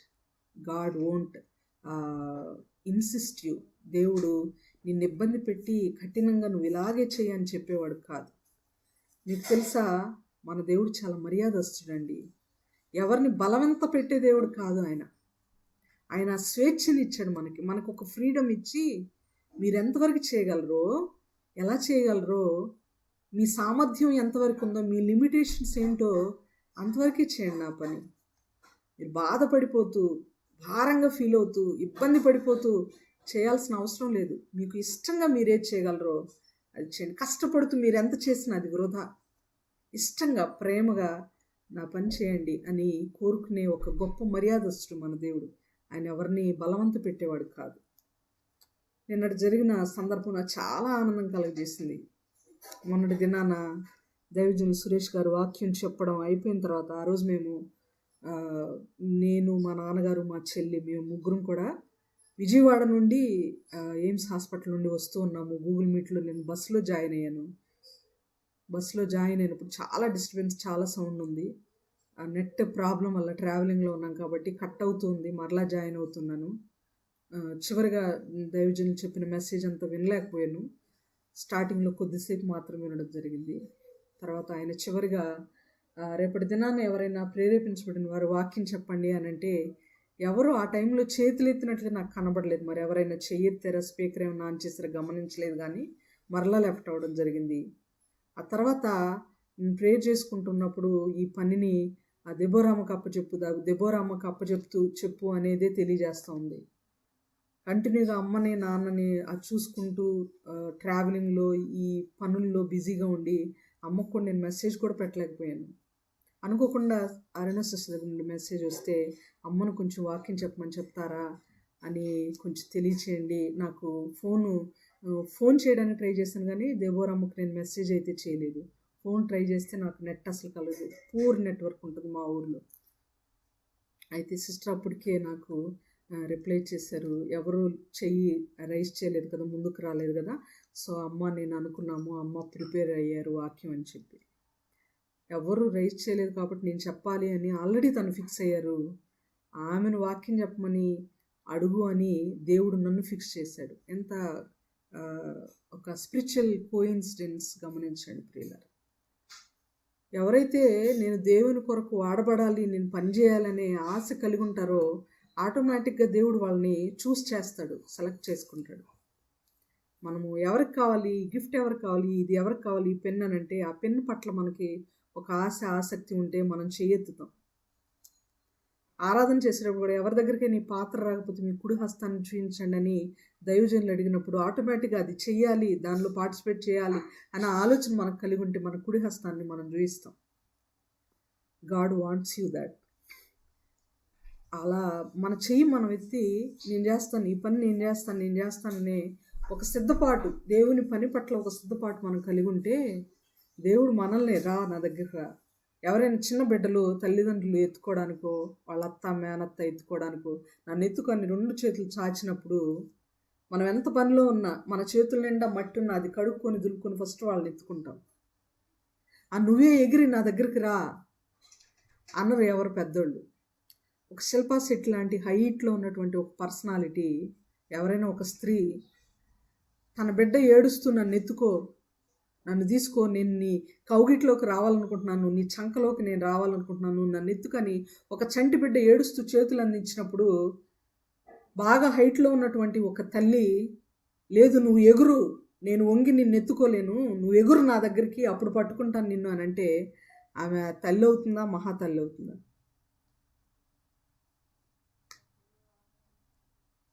ఆమెను తల్లి అనాలా, మహాతల్లి అనాలా? పాయింట్ అర్థమైందా నాది? ప్రశ్న అర్థమైందా అండి?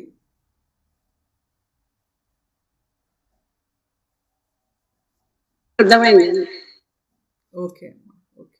మిగిలిన వారికి మాధవి సిస్టర్, రాజీ సిస్టర్, అరుణ సిస్టర్? అర్థమైంది సిస్టర్. రైట్. చిన్న బిడ్డ నన్ను ఎత్తుకో అని అన్నప్పుడు నువ్వే ఎగురు అని అన్నదు తల్లి. ఎగిరితే ఆమె తల్లి, ఎగరమన్న ఆమె తల్లి అవుతుందా? ఈమె మహాతల్లిరా బాబు అనుకుంటాం మనం. మంచి తల్లి అండి ఈమె అనుకుంటావా? ఈవేంట్రా బాబు మహాతల్లి అనుకుంటావా? ఏంట్రా బాబు ఈ మహాతల్లి అనుకుంటామమ్మా. అనుకుంటాం కదా. తల్లి అవుదాం, మహాతల్లి అవుతుంది. కానీ నన్ను ఎత్తుకో అని 2 చేతులు చాచినప్పుడు తనున్న స్థితిని, తనున్న హైట్ని మర్చిపోయి వంగి ఆ బిడ్డను తన కౌగిట్లో పొదివి పట్టుకొని తీసుకొని కౌగిలించి ముద్దు పెట్టుకునే ఆమె తల్లి అవుతుంది, మహాతల్లి కాదమ్మ. కన్న తల్లి, మంచి తల్లి అవుతుంది. మన దేవుడు కూడా అంతే. నేను చేస్తాను ప్రభా, నేను వస్తాను నీ దగ్గరికి, నేను రెడీగా ఉన్నాను, నేనున్నాను, నేను రెడీ, చిత్తం ప్రభా అని అనేవాళ్ళని దేవుడు తన కౌగిట్లోకి తీసుకుంటాడు. గుర్తుపెట్టుకోవాలి ఈ మాట. ఆయన ఎవరిని కూడా బలవంత పెట్టడు. మనం ముందుకు వెళ్దాం. మన వాక్యంలో ఒక దైవజనుడు మాట్లాడినప్పుడు, ప్రవక్త మాట్లాడినప్పుడు రాజు సహితము ఆయన మెడవంచి తల వంచి బూడిదలో కూర్చున్నాడు. ప్రియులారా, ఇది పశ్చాత్తాపాన్ని కనుపరిచేటప్పుడు బూడిదను ఉపయోగించుకున్నటువంటి విధానం. ఇప్పుడు ఎన్ని పాయింట్స్ చూసాం మనం? ఎన్నిసార్లు బూడిదను ఉపయోగించుకున్న పాయింట్స్ మనం చూసాం? చెప్పండి ఫాస్ట్గా. ఎన్ని పాయింట్స్ చూసామండి?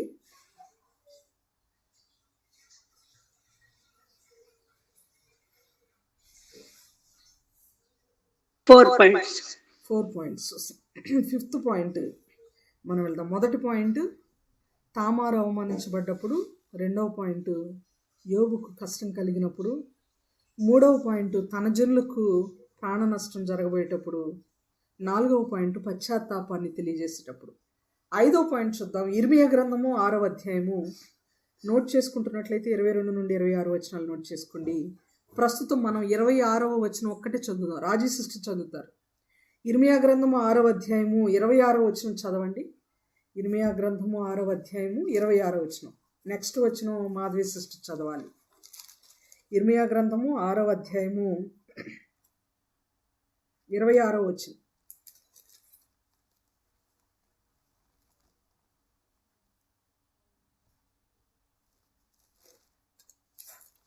ఉన్నారా రాజీ సిస్టర్? అవునండి సిస్టర్. చదవండి సిస్టర్. 6వ అధ్యాయము ఇర్మియా గ్రంథము 26 అండి. 26వ వచనం. 26. అవును. నా జన్మ పాడు చేయవాడు హఠాత్తుగా మా మీదకి వచ్చుచున్నాడు. గోనెపెట్ట కట్టుకొని బూడిద జల్లుకొనుము. ఏక కుమారుని గూర్చి దుఃఖించినట్లు దుఃఖము సలుపుము. ఘోరమైన దుఃఖము సలుపుము.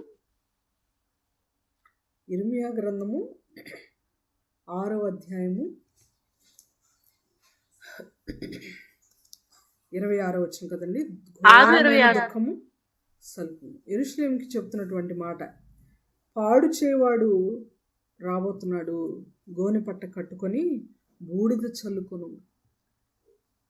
ఆనాటి కాలంలో పాడు చేసేవాడు శత్రువు, హాని, అపాయము, కీడు అలాంటివి అయితే ఈనాటి కాలంలో కూడా మనకి హాని చేయవాడు సాతానుడు.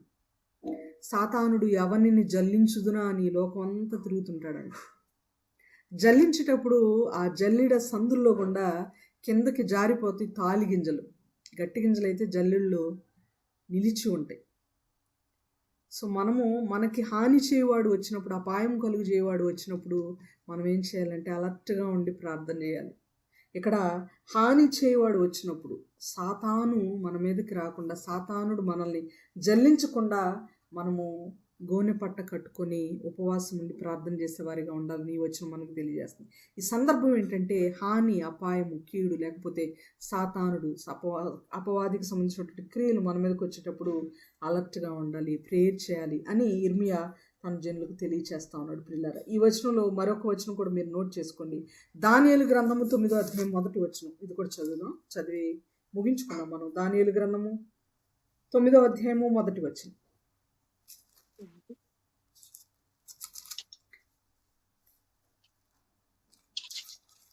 దానియేలు గ్రంథము 9వ అధ్యాయము మొదటి వచనం.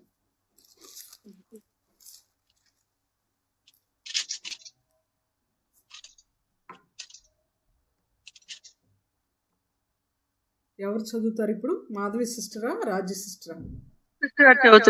చదవండి.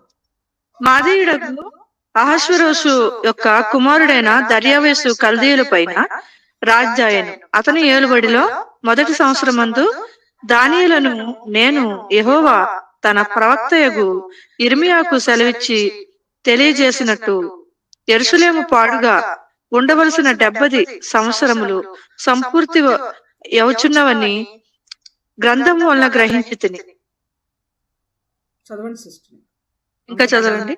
అంతటా నేను గోనెపట్ట కట్టుకొని ధూళి తలపైన వేసుకొని ఉపవాసం ఉండి ప్రార్థనా విజ్ఞాపనలు చేయుటకై ప్రభువుకు దేవుని ఎదుట నా మనసును నిబ్బరము చేసుకుంటుంది. చాలు. ఇక్కడ గమనిస్తే 70 సంవత్సరాలు అయిపోయిన తర్వాత చెర నుండి విడుదల పొందుతారు యూదులందరూ అని దేవుడు చెప్పినప్పుడు ఆ గ్రంథాలలో అనగా ఇర్మియా గ్రంథంలో రాయబడినటువంటి మాటలను చదువుకొని మేము విడుదలయ్యేటువంటి సమయం దగ్గర పడినప్పుడు ఒక రాజు కాలంలో ఉన్నటువంటి పరిస్థితులు, స్థితిగతులు మరొక రాజు కాలంలో ఉండవు.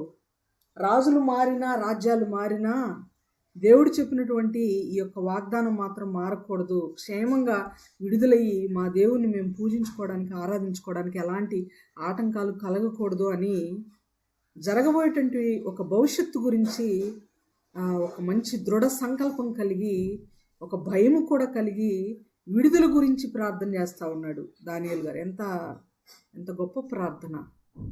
ఈనాటి కొరకు మనం ప్రార్థన చేస్తాం. విడుదల గురించి ఎప్పుడైనా చేశామా?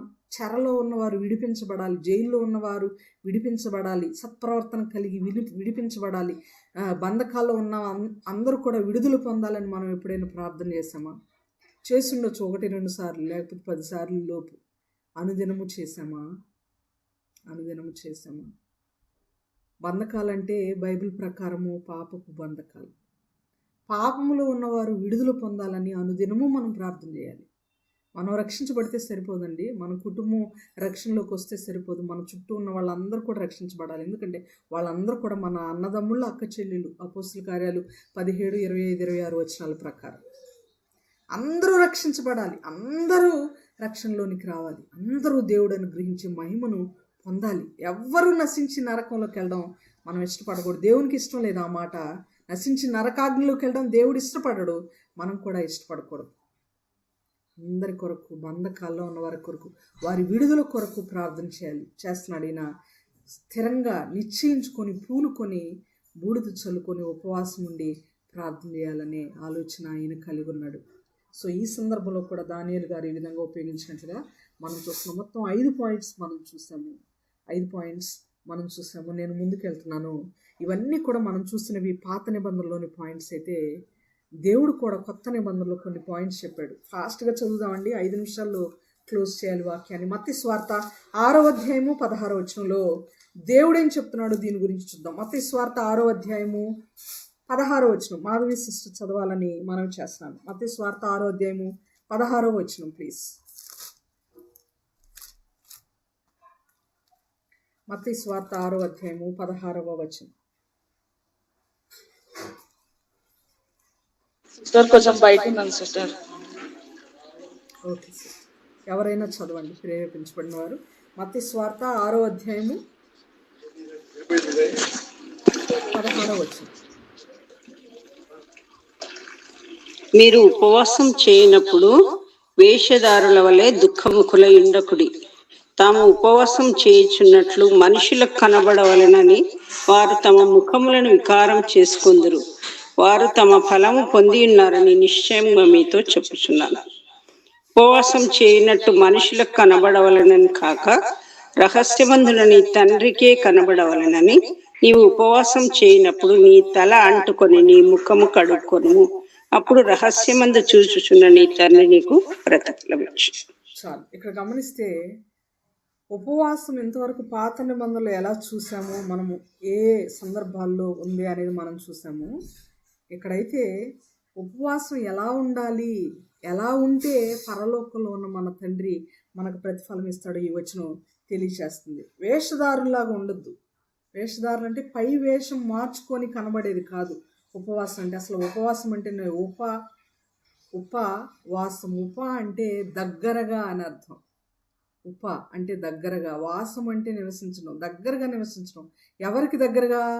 సీరియల్స్కి దగ్గరగా కాదు, సినిమాలకు దగ్గరగా కాదు, టీవీకి దగ్గరగా కాదు, ముచ్చట్లకి దగ్గరగా కాదు, లేకపోతే ఉపవాసం అనే పేరుతో ఆఫీస్కి సెలవు పెట్టి ఇల్లు అంతా దులుపుకోవడం, బూజు దులుపుకోవడం, క్లీన్ చేసుకోవడం, వీటికి దగ్గరగా కాదు, తలస్నానానికి దగ్గరగా కాదు, ఇంకోటి కాదు. కానీ చాలామంది ఉపవాసం అనే పేరుతో, ఈరోజు ఉపవాసం కదండి, తడిబట్ట పెట్టాలి, స్నానం చేయాలి, తలస్నానం చేయాలి, ప్రేయర్ చేసుకోవాలి, అది చేయాలి, ఇది చేయాలంటారు. దేవుని సన్నిధికి దగ్గరగా గడపడం. మన ముఖం చాలా తేటగా ఉండాలి, డల్గా ఉంచుకోకూడదు.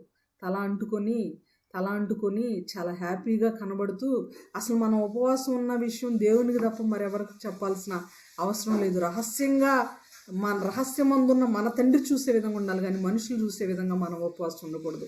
చాలామంది చెప్తారు, సిస్టర్ నేను ఈరోజు ఫాస్టింగ్ సిస్టర్. ఏంటండి డల్గా ఉన్నారు సిస్టర్, ఈరోజు ఏంటి కళ్ళు లోపలికి వెళ్ళి అంటే, ఈరోజు నేను ఫాస్టింగ్ సిస్టర్, నేను భోజనం చేయను అని చెప్తాను. మన దృష్టిలో ఏంటంటే అన్నం మానేయడం, భోజనం మానేయడం మాత్రమే ఉపవాసం. కానీ అది కాదు ఉపవాసం. దేవునికి దగ్గరగా బ్రతకడం. నువ్వు తినకపోయినా దేవునికి ఎంత దగ్గరగా ఉన్నావు, దేవునితో ఎంత సమయం గడిపావు, ప్రార్థనలో ఎంత సమయం గడిపావు, విజ్ఞాపనలో ఎంత సమయం గడిపావు, ఆయన ఆరాధిస్తూ స్తుతిస్తూ ఆయనకు మొరపెడుతూ ఎంతసేపు గడిపావు అన్నదే నీ ఉపవాస సమయాన్ని లెక్కిస్తుంది. కానీ నువ్వెంత క్లీన్ చేసుకున్నావు ఇల్లుని, నువ్వు ఎన్నిసార్లు తలస్నానం చేసావు, లేకపోతే నీ ఫేస్ని ఎంత డల్గా చేసుకున్నావు అనేవి నీకు ఉపవాసం కింద పరిగణలోకి రావు. ఎంత అన్నం మానేసు, ఎన్ని పూటలు తినకుండా ఉన్నావు అనేది ఉపవాసం కానే కాదు ప్రియులారా. అదంతా కూడా ఆచారమైనది, వేషధారంతో కూడినటువంటి ఉపవాసము అని దేవుని యొక్క వాక్యం తెలియజేస్తుంది. దేవునికి మాత్రమే కనబడేలా చేసేది ఉపవాసం. క్రొత్త నిబంధనలకు వచ్చేసరికి చూడండి, ఉపవాసం యొక్క స్టైల్స్ మారిపోతున్నాయి, పద్ధతులు మారిపోతున్నాయి, మాడ్యులేట్ చేసేసాడు దేవుడు. వాటిని మనం గమనించాలి. పాత నిబంధనలో ఉన్నట్టుగా అలా చేద్దాం ఇలా చేద్దాం అన్నది కాదు. క్రొత్త నిబంధనలో ఎన్నో మార్పులు చేసిన దేవుడు అంతరంగానికి ఆంతర్యానికి చాలా ప్రాముఖ్యత ఇచ్చాడు. అది గుర్తుపెట్టుకోవాలి మనం. పైన ఉండేది కాదు, అటైర్ కాదు, కానీ అంతరంగం ఎలా ఉండాలి, మన ఉపవాస విధానం ఎలా ఉండాలి అనేది ఆయన చెప్తూ ఉన్నాడు. ఇంకా చూద్దాం, మనము మత్తయి సువార్త 6:16 చదివాము. మత్తయి సువార్త 11:21లో ఈ 6:16లో కూడా దేవుడు తెలియజేసినటువంటి మాటలు ఎలా ఉండాలి ఉపవాసం చెప్తున్నాడు. తర్వాత 11వ అధ్యాయం 21వ వచనంలో దేవుడు ఏం చెప్తున్నాడు చూద్దామా. మత్తయి సువార్త 11వ అధ్యాయము 21వ వచనం. మత్తయి సువార్త 11వ అధ్యాయము 21వ వచనం. అయ్యో కొరాజీనా, అయ్యో బెత్సైదా, మీ మధ్యన చేయబడిన అద్భుతములు తూరు సీదోను పట్టణములో చేయబడిన ఎడల ఆ పట్టణముల వారు పూర్వమే గోనె పట్ట కట్టుకొని బూడిద వేసుకొని మారు మనసు పొంది ఎందురు. చాలు. గోనె పట్ట కట్టుకొని బూడిద వేసుకొని మారు మనసు పొంది ఎందురు. ఈ మాట స్వయంగా దేవుడు చెప్తున్నమాట. అయ్యో కొరాజీనా, అయ్యో బెత్సైదా, మీ మధ్యలో ఎన్నో అద్భుత కార్యాలు చేశాను, ఇవి తూరు సీదోన్లో చేస్తే వాళ్ళు ఎప్పుడో మార్పు చెందేవాళ్ళు. అంటే దేవుని యొక్క ఆవేదన చూడండి ఎలా ఉందో. ఎన్నో అద్భుత కార్యాలు మీ మధ్య చేసినా ఇంకా మీరు నన్ను నమ్మకుండా, మారకుండా, మార్పు చెందకుండా ఉన్నారు అని దేవుడు బాధపడుతున్నాడు. మన జీవితాల్లో కూడా మార్పు ఎలా ఉండాలంటే పశ్చాత్తాపం వెలుగుస్తూ ఉండాలి. ఇందాక చెప్పాం, పశ్చాత్తాపాన్ని తెలియచేస్తూ బూడిదను చల్లుకున్నారని. అంతేకాదు మారు మనస్సుతో కూడినదై ఉండాలి. మన ఉపవాసం కానీ, మన యొక్క ఉపవాస విధానం కానీ మార్పు చెందాలి. మనం విడిచిన బట్టలు పక్కన పెట్టి తల స్నానం చేసి ఉతికిన బట్టలు వేసుకొని ఉపవాసం ఉన్నది ఉపవాసంగా ఎంచబడదు. పాత మనస్సును, కల్మషంతో కూడిన మనస్సును, దేవునికి అయిష్టమైన కార్యాలతో కూడిన మనసును తీసేసి మరొక నూతనమైన మనస్సును ధరించి మన నూతనమైన మనస్సును కలిగి దేవుని ఆరాధించుట, దేవునికి దగ్గరగా బ్రతుకుట్లో మనం బ్రతుకును మార్చుకోవటంలో అసలైన ఉపవాసం ఉందని మనం గ్రహించాలి ప్రియులారా. మరొక వచనం చూద్దాం. లోకస్వార్త 10వ అధ్యాయము 13వ వచనంలో కూడా ఇలాంటి అర్థం వచ్చే మాటలు మనకు కనబడతాయి. లోకస్వార్త 10వ అధ్యాయము 13వ వచనం. లోకస్వార్త 10వ అధ్యాయము 13వ వచనం. అయ్యో కొరాజీనా, అయ్యో బేత్సైదా, మీ మధ్యన చేయబడిన అద్భుతములు తూరు సీదోను పట్టణంలో చేయబడిన పట్టణముల వారు పూర్వమే గోనె పట్ట కట్టుకుని బూడిద వేసుకుని కూర్చుండి వారు మారు మనసు పొందిండ్రు. ఇక్కడ కూడా మారు మనసు పొందే ప్రక్రియలో బూడిదను ఉపయోగించుకున్నట్లుగా కొత్త నిబంధనలో వ్రాయబడింది. ఇక్కడ మనస్సు అనేది చేర్చబడింది. ఇంతకుముందంతా కూడా బూడిదలో కూర్చోవటం, చిల్లపెంకుతో గీరుకోవడం, సింహాసనం నుండి దిగి రావటం ఇవన్నీ కనబడుతున్నాయి. ఇక్కడ ప్రత్యేకంగా మారు మనస్సు ఉండాలి దానిలో అని దేవుడు తెలియచేస్తున్నాడు. మనస్సును పరిణితి చెందేలా మనం మార్చుకుంటుండాలి. మార్పు అనేది హృదయంలో ఉండాలి. పర్సనల్ ఆర్ ఫిజికల్ అటైర్లో కాదు, కానీ ఫిజికల్ అపియరెన్స్లో కాదు, కానీ అంతరంగంలో అనేది మార్పు అనేది రావాలని దేవుని యొక్క ఉద్దేశం ప్రియురా. అయితే టోటల్గా పాత నిబంధనలోనైనా క్రొత్త నిబంధనలోనైనా ఈ బూడిద యొక్క ప్రస్తావన ఉన్నది. అయితే పర్సనల్గా దేవుడు కంప్లీట్గా పాత నిబంధనలోనే ఇచ్చినటువంటి ఒక డెఫినేషన్ మనం బేస్ వర్స్లో చదువుకున్నాము.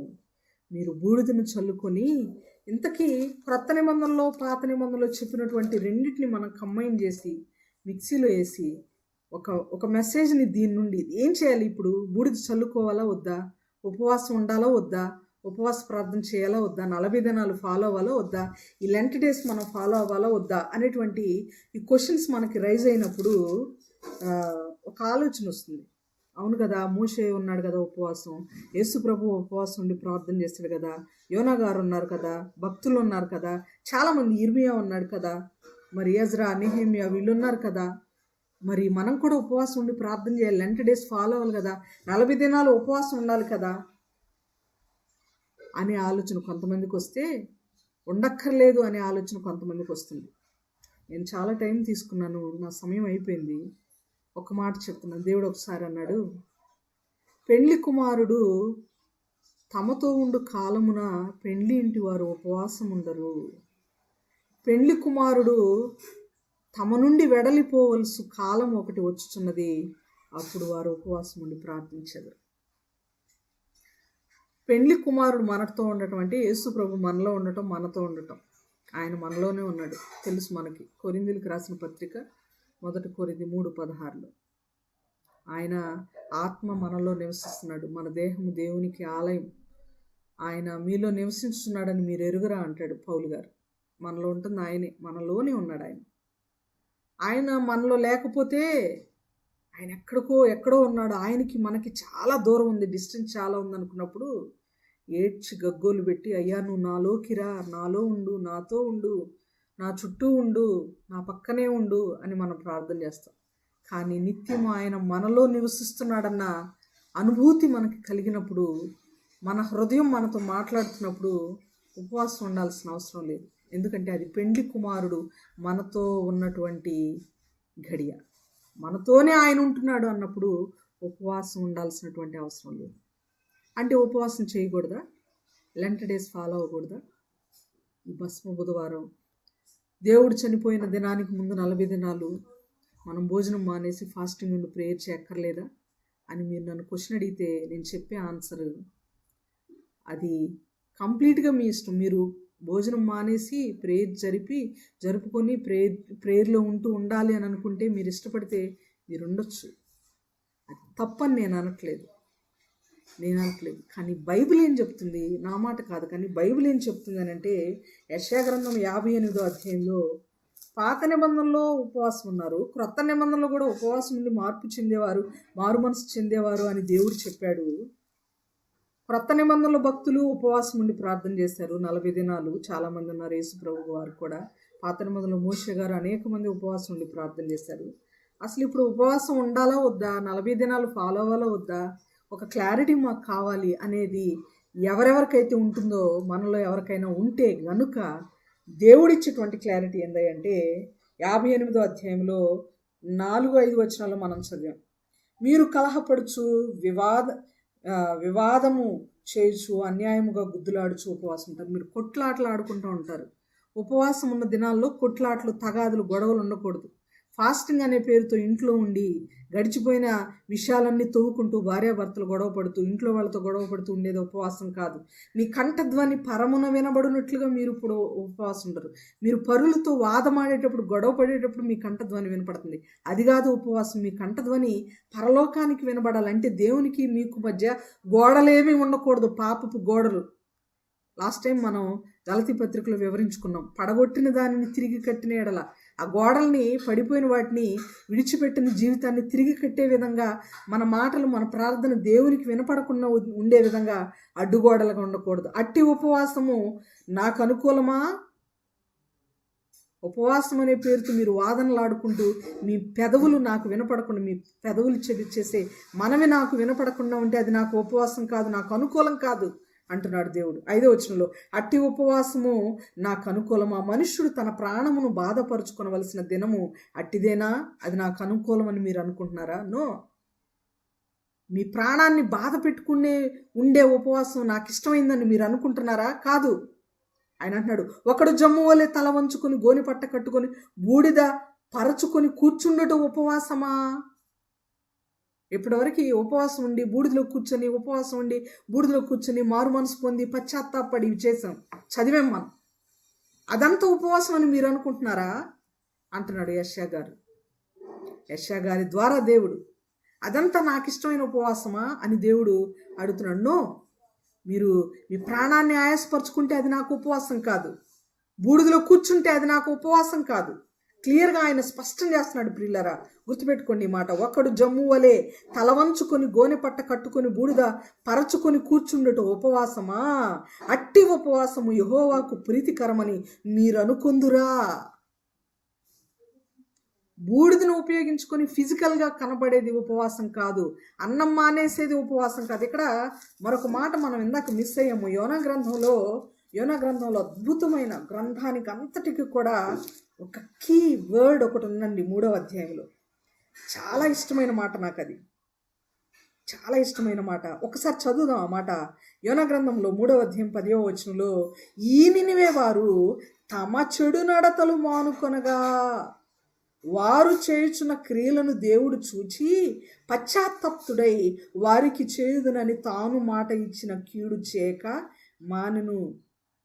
అషూరు రాజు కానీ, నినివే ప్రజలు కానీ, నినివేలో ఉన్న పశువులు కానీ, యోనా గారు కానీ బూడిదలో కూర్చున్నందువలనో, అషూరు రాజు సింహాసనం దిగి తన రాజవస్త్రములు తీసివేసినందునో దేవుడు పశ్చాత్తాపడి వాళ్ళకి చేస్తానన్న కీడు చేయక మానడం కాదు. ఇక్కడ దేవుడు ఎందుకు పశ్చాత్తాపడ్డాడు? నినివే మీద తాను వేయాలనుకున్నటువంటి అగ్నిని, తాను ఇవ్వాలనుకున్నటువంటి శిక్షను ఇవ్వకుండా ఎందుకు మానేడాయి అంటే 10వ వచనం మనకిస్తున్నటువంటి క్లియర్ ఆన్సర్ ఏంటంటే, ఈ నినివే వారు తమ చెడు నడతలను మానుకొనగా, ఆహారం మానుకొనగా కాదు, చెడు నడతను మానుకొనగా. ఇది ఉపవాసం అంటే.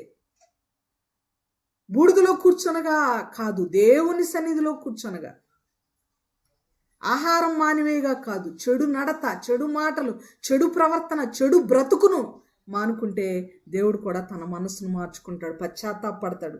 ఏ విషయమై? అర్రే, ఒకప్పుడు తప్పిదం చేసింది నా బిడ్డ, కానీ ఇప్పుడు మార్పు చెందింది కదా, నేను అనాలి, నా బిడ్డ ఆవేదన నేను అర్థం చేసుకున్న, నా బిడ్డను శిక్షించకూడదని ఆయన కూడా మన విషయమై అనుకున్నటువంటి నిర్ణయం విషయమై పశ్చాత్తాపపడి తన మనసును, తన నిర్ణయాన్ని మార్చుకునేవాడిగా ఉన్నాడని మనం గ్రహించాలి ప్రియులారా. ఆహారం మానితే ఉపవాసం కాదు, మన బ్రతుకును మార్చుకోవడం ఉపవాసం, మన నడతను మార్చుకోవడం ఉపవాసం, చెడు నడతను విడిచిపెట్టడం అసలైన ఉపవాసం. యెషయా గ్రంథంలో 58వ అధ్యాయంలో చివరిగా ఆయన అంటున్నాడు, అట్టి ఉపవాసము యెహోవాకు ప్రీతికరమని మీరు అనుకుంటున్నారా? అట్టి ఉపవాసము ప్రీతికరమని మీరు అనుకుంటున్నారా? అలాంటిది కాదు ప్రీతికరమైన ఉపవాసం.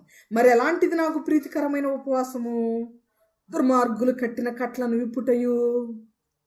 దుర్మార్గులు కట్టిన కట్లు ఎప్పుడైనా మరొక దినాన దేవుడు మనకు అవకాశం ఇస్తే సజీవుల సంఖ్యలో ఉంచితే మాట్లాడుకున్నాం.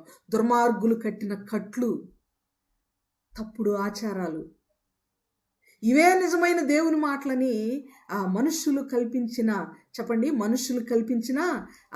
మనుష్యుల పారంపర్యాచారములను దైవోపదేశములని బోధించే వాళ్ళంట యూదులు, పరిసయ్యులు. ఇవే మనం ఏర్పాటు చేసుకున్న రూల్సే దైవోపదేశములు. ఏంటి ఈరోజు ఫాస్టింగ్ కదా, మీరు భోంచేసి వచ్చారా? ఫాస్టింగ్ కదా, మీరు టిఫిన్ చేస్తారా? ఫాస్టింగ్ కాదా? ఫాస్టింగ్ అంటే టిఫిన్ మానేయడమా? ఎక్కడుందా మాట? ఫాస్టింగ్ అంటే ఆహారం తినకుండా ఉండటమా? ఎక్కడుందా మాట? ఫాస్టింగ్ అంటే 40 రోజులు మాత్రమే చేసేదా? ఎక్కడుందా మాట? ఫాస్టింగ్ అంటే ఒక్కరోజే చేసేదా? ఎక్కడుందా మాట? ఉపవాసం అంటే దేవునికి దగ్గరగా జీవించడం. ఉపవాసం అంటే చెడు నడతను మానేయడం. ఉపవాసం అంటే హృదయాంతరంగంలో నుండి పశ్చాత్తాపాన్ని వెలిబుచ్చడం. ఉపవాసం అంటే మారు మనసు పొందటం. మనకున్న ఆ రబ్బర్ మనసును పక్కన పెట్టి, మనకున్నటువంటి ఆ మొండి మనసును పక్కన పెట్టి, మనకున్న చాకులు చెప్పే మనసును పక్కన పెట్టి, మనకున్నటువంటి ఆ యొక్క బ్లంట్నెస్ని, షార్ప్ లేని ఆ యొక్క హృదయాన్ని పక్కన పెట్టి, దేవుడు వాక్యముతో దున్నుతూ మనల్ని ఉన్నప్పుడు దున్నబడకుండా, చీల్చబడకుండా, కదల్చబడకుండా ఉన్న ఆ బీడు భూమిని, ఆ హృదయాన్ని మనం మలచుకోవడం, నలగగొట్టుకోవడం, దేవుని యొక్క మాటలు మనలో చొచ్చి అద్భుతంగా నూరంతలుగా ఫలించే విధంగా ఫలభరితంగా సారవంతమైన నేలగా మన హృదయాన్ని మనం మార్చుకోవడం నిజమైనటువంటి ఉపవాసం అంటే. అది ఉపవాసం అంటే. ఎన్ని రోజుల ఆచారం మనం పాటిస్తామండి? ఎన్ని రోజులు మనుషులు కల్పించినటువంటి పద్ధతులను, దైవోపదేశాలు, ఇదే వాక్యం చెప్తుంది, వాక్యం అంటే ఇదే అని మనం ఎన్ని రోజులు అనుకుంటాం? ఎంతకాలం బ్రతుకుతాం ఈ కట్టడల్లో? మనుషులు కల్పించే ధర్మశాస్త్రం. ఇందాక మన గలతీ పత్రికలో మనం మాట్లాడుకున్నాం కదా, ఎన్ని ధర్మశాస్త్రాలు ఉన్నాయి? 2 ధర్మశాస్త్రాలు ఉన్నాయి. One is law of Moses, the second one is law of men. ఒకటి దేవుడు మోషేకి ఇవ్వగా, మోషే ద్వారా దేవుడు మనకు అనుగ్రహించిన ధర్మశాస్త్రం అయితే, రెండవది మనుషులు కల్పించిన పారంపర్యాచారములే ధర్మశాస్త్రం. దాన్ని ఇంగ్లీష్ బైబిల్లో లా ఆఫ్ మెన్ అన్నాడు. ఎంతకాలము ఈ ధర్మశాస్త్రం అనే కాడి కింద ఉంటావు? నువ్వు మోయకుండా, నువ్వు ఫాలో అవ్వకుండా, ఆంతర్యంతో కూడిన ధర్మశాస్త్రం, కృపను నువ్వు ఫాలో అవ్వకుండా, దేవుడు చెప్తున్నటువంటి క్రొత్త నిబంధన, ఆయన అంతరంగం నుండి మనల్ని ఆశిస్తున్నటువంటి విషయాలన్నీ కూడా నువ్వు పక్కన పెట్టేసి ఎంతకాలము ఈ యొక్క మనుషులు కల్పించిన ధర్మశాస్త్రం అనే కాడిలో బ్రతుకుతుంటావు, రూల్స్లో నువ్వు బ్రతుకుతుంటావు. బైబిల్ రూల్స్ని మించినది, మనుషులు కల్పించినటువంటి ఆ యొక్క కాంట్రడిక్షన్స్కి మించినది, డాక్టరీని మించిందండి బైబిల్. 40 దినాలు ఉపవాసం ఉండమని ఒకవేళ నువ్వు వెళ్ళే సంఘంలో నీ డాక్టరీని నీకు బోధిస్తుందేమో. సంఘ కట్టలులు, సంఘంలో ఉన్న రూల్స్ పాటించడం శ్రేష్టం కూడా మంచిదే. అంతకు మించి బైబిల్ ఏం బోధిస్తుందో ఆచరించొద్దా? ఆలోచించొద్దా? దేవుడు చెప్తున్నాడు, అట్టి ఉపవాసము నాకు అనుకూలమని మీరు అనుకుంటున్నారా? జమ్ము కప్పుకొని, తలంచుకొని, గోని పట్ట కట్టుకొని బూడిదలో కూర్చుంటే నాకు ఇష్టమైన ఉపవాసం అని మీరు అనుకుంటున్నారా? నో. ఎలాంటిది? దుర్మార్గులు కట్టిన కట్లను విప్పుట. ఆచారాలు, కట్టడలు, లోకానుసారమైన విషయాలు. పసుపు రుద్దండి, నలుగేయండి, ముహూర్తం చూడండి, అమావాస్య అండి ఈరోజు ఇలా చేయకూడదు, పెళ్లి చేయకూడదండి, కట్టకూడదు, మంచి రోజు చూసి ముహూర్తం పెట్టుకొని పునాది వేద్దాం. ఈ రోజుల్లో ఎలా అయిపోయారంటే దేవుని బిడ్డలు, ఎంత వేదన కలుగుతుందంటే ఆలోచన చేస్తే. చర్చ్ కన్స్ట్రక్షన్ పునాది వేసేటప్పుడు కూడా మంచి రోజు చూస్తున్నారు. చర్చ్ కన్స్ట్రక్షన్ పునాది వేసేటప్పుడు, దైవజనుల బిడ్డలకు పెళ్ళిళ్ళు చేసేటప్పుడు కూడా మంచి రోజా? మంచి టైమా, మంచి ముహూర్తమా అని చూస్తున్నారు.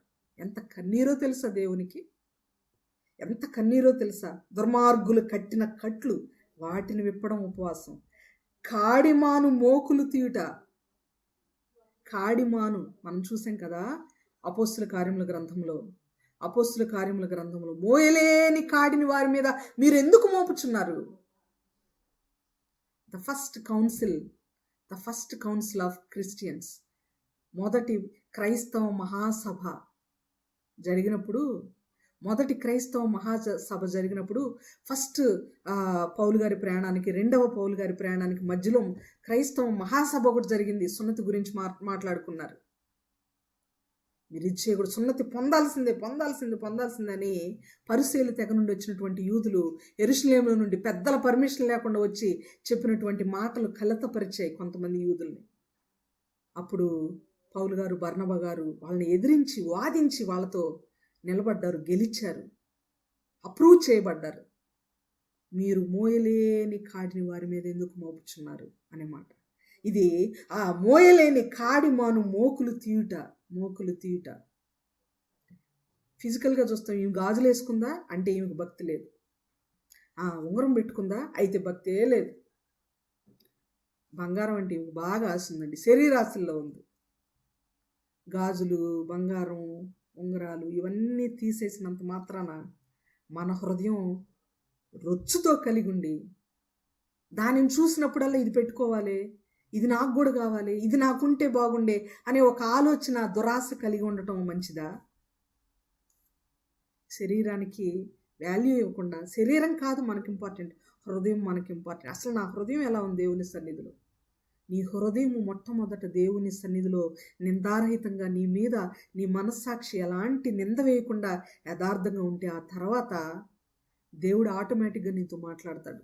అది అక్కర్లేదమ్మా నీకు, ఇది తీసేయమ్మా, ఇది నీ చేతికి ఇది ఉన్నా లేకపోయినా దేవుడికి నువ్వంటే ఇష్టమేనమ్మా అని దేవుడు మనతో మాట్లాడినప్పుడు చేయొచ్చు.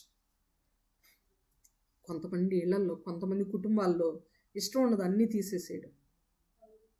వాళ్ళు అదే దృష్టి, మనం చూసినప్పుడల్లా భర్త ఉన్న వాళ్ళ లేరా, లేని వాళ్ళ అన్న దృష్టితోనే చూస్తూ ఉంటారు. నీ యవనమును బట్టి ఎవ్వడును నిన్ను తృణీకరింపనీయకుమంటే మనల్ని చూసిన వాళ్ళు దేవుని చూసినట్లుగా ఉండాలి. ఈమె దేవుని బిడ్డ అన్నట్లుగా ఉండాలి, లోకానుసారమైన బిడ్డ అన్నట్టుగా ఉండకూడదు. దేవుడు అన్ని 1 by 1 మనతో మాట్లాడతాడు, మనల్ని కంప్లీట్గా ఆయన స్వారూప్యంలోనికి మనల్ని తీసుకెళ్తాడు. అప్పటి వరకు ఒక్కొక్కటి స్టెప్ వైజ్గా మనం రూపాంతరం చెందాలి. పాపం జీవితంలో పురుగులాగా ఉంటాం, తర్వాత గుడ్డు స్థితి కదండి, లార్వా దశ, ఇవన్నీ వెళ్ళిపోయి తర్వాత రెక్కలు వచ్చి రంగురంగుల అందమైన సీతాకోక చిలుక ఎలా అయితే వస్తుందో ఆ దశలు, రూపాంతరంలో ఆ యొక్క దశలు ఉంటాయి. మనం ఏం చేయాలంటే కాడి, అన్నెసరీ రిచువల్స్ ఏవైతే ఉంటాయో వాటన్నిటినీ విరగొట్టి విడిపించాలి వాటి నుండి. ప్రతి కాడిని విరగొట్టుటయు, భారమైన దాన్ని, ఆ మెడ మీద బరువుగా బాధగా ఫీల్ అయ్యేటువంటి వాటన్నిటిని కూడా తీసేసి నేను ఏర్పాటు చేసుకుని ఉపవాసము కదా, ఈ ఆచారాలు, కట్టడలు, ఈ లోకానుసరమైనవి ఏవైతే ఉన్నాయో ఇవన్నీ తీసేయడం, ఇది కదా ఉపవాసం అంటూ నీ ఆహారమును ఆకలిగొట్టి కొనిన వానికి పంచిపెట్టుటయు, నీ రక్త సంబంధికి ముఖము తప్పింపకుండుటయు, దిక్కుమాలిన వేదలను నీ ఇంట చేర్చుకున్నటయు, వస్త్రహీనుడు నీకు కనబడినప్పుడు వానికి వస్త్రములిచ్చుటయు, ఇదే కదా నాకు ఇష్టమైన ఉపవాసం. లాస్ట్ ఇయర్ ఉమెన్స్ డే రోజు మా అసోసియేషన్లో పెద్ద ఫంక్షన్ చేశారు. కానీ ఆ ఉమెన్స్ డే రోజు ఒక డ్రెస్ కోడ్ పెట్టారు, ఎల్లో కలర్ డ్రెస్ వేసుకొని రావాలి అని. ఏ ఫంక్షన్కి నేను అటెండ్ అవ్వను, నువ్వు అటెండ్ అవ్వు. అట్లీస్ట్ January 1 కన్నా విగ్రహారాలు, పూజలు ఇవి జరిగేదానికి నువ్వు ఎలాగూ రావు కదా. సో ఉమెన్స్ డేకి రావచ్చు కదా, దేవుడికి ఇష్టమైందే కదా, ఇది ఇష్టం కానిది కాదు కదా, బైబిల్లో లేదు కదా. రావాలని ఫ్రెండ్స్ చాలామంది బలవంతం చేసినప్పుడు ఆ రోజు నాకు ఎక్కడ ప్రేయర్ లేకపోతే నేను వస్తాను అని చెప్పాను. కానీ ఆ రోజు దేవుని మహాకృపను బట్టి ఒక ఆర్ఫన్ హోమ్కి వెళ్ళడం జరిగింది. ఎల్లో కలర్ డ్రెస్ అనుకోకుండా వేసుకున్నాను. ఆ తర్వాత వచ్చినాక తెలిసింది ఎల్లో కలర్ డ్రెస్ కోడ్ పెట్టారు, అందరూ ఎల్లో కలర్లో ఫొటోస్ దిగి గ్రూప్లో పెట్టారు. వెళ్ళిన తర్వాత అక్కడ దేవుని మహాకృపను బట్టి అక్కడ ఉన్నటువంటి వారికి చలికి కప్పుకోవడానికి దుప్పట్లు, కొన్ని ఫ్రూట్స్ తీసుకెళ్ళి వాళ్ళకి ఇచ్చి అక్కడ ఉన్న వాళ్ళని పలకరించి రావడం జరిగింది నేను, దైవజనులు. వచ్చిన తర్వాత ఎంత తృప్తి, ఎంత ఆనందం, ఎంత సాటిస్ఫాక్షన్ ఉంది అంటే ఈ ఉమెన్స్ డే సెలబ్రేషన్లో ఉన్నటువంటి ఆనందం, వాళ్ళ వీడియోలు ఫోటోలు అవన్నీ చూసినప్పుడు నేను గడిపొచ్చిన క్షణాలు నాకు చాలా మధురానుభూతిని మిగిల్చాయి. చాలా ఆనందం, చాలా సాటిస్ఫాక్షన్ని మిగిల్చాయి. ఆకలితో ఉన్న వారికి అన్నం పెడితే అది ఉపవాసం దేవుని దృష్టిలో. పేదవాళ్ళకి సహాయం చేస్తే, వస్త్రం లేని వాళ్ళకి బట్టలు ఇస్తే అది ఉపవాసం అంటున్నాడు దేవుడు. మనం అన్నం మానేస్తే ఉపవాసం అంటలేదు దేవుడు. ఆకలితో ఉన్న వాళ్ళకి అన్నం పెడితే అది ఉపవాసం అంటున్నాడు. ఫ్రెష్ బట్టలు, ఐరన్ బట్టలు, కొత్త బట్టలు ఫాస్టింగ్ డే రోజు మనం వేసుకుంటే ఉపవాసం అంటలేదు దేవుడు. చినిగిన బట్టలు వేసుకునే వాళ్ళకి కనీసం చినగకుండా ఉన్న బట్టలన్నా, కొత్త బట్టలే ఇవ్వాల్సిన అవసరం లేదు, కనీసం ఇవ్వగలిగిన స్థితిలో ఉంటే ఇంకా సంతోషం. మంచి బట్టలు వాళ్ళకి ఇవ్వగలగటం అసలైన ఉపవాసం అన్నాడు. మీరు తర్వాత ఈరోజు నిద్రపోయే లోపు 14 వచనం వరకు చదవండి. అద్భుతమైన మాటలు యెషయా గ్రంథం 58వ అధ్యాయంలో ఉన్నాయి. ఇలాంటి ఉపవాసం మనం పాటించినప్పుడు ఎలా ఉంటుంది మన లైఫ్, ఎలా ఉంటుంది మన జీవితం, ఎలా ఉంటుంది అని అంటే 9వ వచనం 10వ వచనం మాత్రం నేను చదువుతాను, మిగిలిన మీరు చదువుకోండి. దేవుడు ఏ అద్భుతం మన జీవితంలో చేస్తాడో ఇలాంటి ఉపవాసం ఉంటే అన్న విషయానికి మీకు జవాబు కావాలంటే, మీరు అది సస్పెన్స్గా ఫీల్ అవ్వకూడదంటే, ఖచ్చితంగా మీకు ఆ జవాబు కావాలంటే ఈ అధ్యాయం చివరి వరకు చదివి పడుకోండి. ఈరోజు 9-10 వచనాలు మాత్రం నేను చదువుతున్నాను. ఈ ఉపవాసాన్ని మనం పాటిస్తే ఏం జరుగుతుందంటే, అప్పుడు నీవు పిలువగా యెహోవా ఉత్తరం ఇచ్చి, నువ్వు పిలిస్తే, అబ్రహామును దేవుడు పిలిస్తే yes my lord I am here అన్నాడు అబ్రహాం. కానీ దేవా అని నువ్వు పిలవగానే అమ్మా నా బిడ్డ ఉన్నానమ్మా చెప్పమ్మా అంటాడు దేవుడు. అద్భుతం కదా అది. ముందు వచనాల్లో నీ నీతి నీ ముందర నడుచును, 4వ వచనం మధ్య భాగంలో, అలాగు నీవు చేసిన ఎడల 4వ వచనంలో నీ వెలుగు వేకువ చుక్కవలే ఉదయించును, స్వస్థత నీకు శీఘ్రముగా లభించును, నీ నీతి నీ ముందర నడుచును, యెహోవా మహిమ నీ సైన్యము వెనుకటి భాగమును కావలి ఉండును, అప్పుడు నీవు పిలువగా యెహోవా ఉత్తరం ఇచ్చును. అంటే వండర్ఫుల్ థింగ్. నీవు మొరపెట్టగా ఆయన నేనున్నానను, ఇతరులను బాధించుటయు, వ్రేలు పెట్టి చూపి తిరస్కరించుటయు, చెడ్డదాన్ని బట్టి మాటలాడుటయు నీవు మాని, ఆశించిన దానిని ఆకలిగొనిన వారికి ఇచ్చి, శ్రమపడిన వారిని తృప్తిపరచిన ఎడల చీకటిలో నీ వెలుగు ప్రకాశించును, అంధకారము నీకు మధ్యాహ్నము వలె ఉండును, యెహోవా నిన్ను నిత్యము నడిపించును. ఇంకా చాలా ఉన్నాయి. క్షామకాలమున ఆయన నిన్ను తృప్తిపరచును. అనేక వచనాలు మీరు తర్వాత చదవండి. ఇప్పుడు చెప్పండి, ఇన్ని మాటలు విన్నాం కదా. పాత నిబంధనలు ఎవరెవరు ఎప్పుడెప్పుడు బూడిద చల్లుకున్నారో విన్నాం. క్రొత్త నిబంధనలో బూడిద ఎక్కడెక్కడ ఉపయోగించబడిందో విన్నాం. ఫైనల్గా వాట్ ఈజ్ ట్రూ ఫాస్టింగ్ అనేది మనం విన్నాం. ఇప్పుడు చెప్పండి, 40 రోజులు శ్రమల దినాలు పాటిస్తూ మనం ఉపవాసం ఉండటము వాక్యానుసారమేనా? దేవుడు అది చెప్పాడా లేదా? మీరు చెప్పండి, నాకు నేను చెప్పను. కన్క్లూజన్, ఈనాటి వాక్యానికి ముగింపు మీరు చెప్పాలి.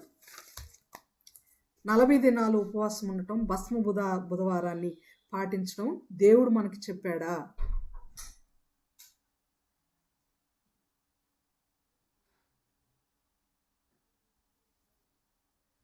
నేను కూడా ఇలాగే మౌనంగా ఉంటాను.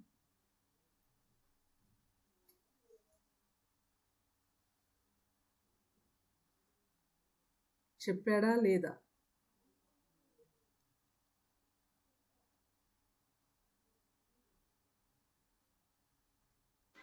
దేవుడు మనతో ఉన్నప్పుడు ఉపవాసం అవసరం లేదు. పెళ్లి కుమారుడు మనతో ఉన్నప్పుడు ఉపవాసం చేయకూడదు అని వాక్యంలో రాయబడి. సో ఈ 40 days ఫాస్టింగ్ ఉండటం అనేది చెప్పాడా దేవుడు?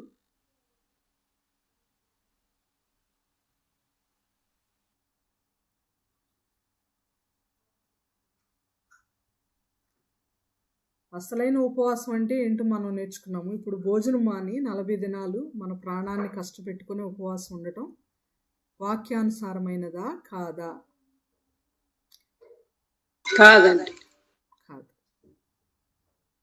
మరి మోషే గారు దేవుడు కూడా శరీరధారిగా ఉన్నప్పుడు ఉపవాసం ఉన్నాడు కదా, మరి ఉపవాసం ఉంటే తప్పంటారా దీన్ని బట్టి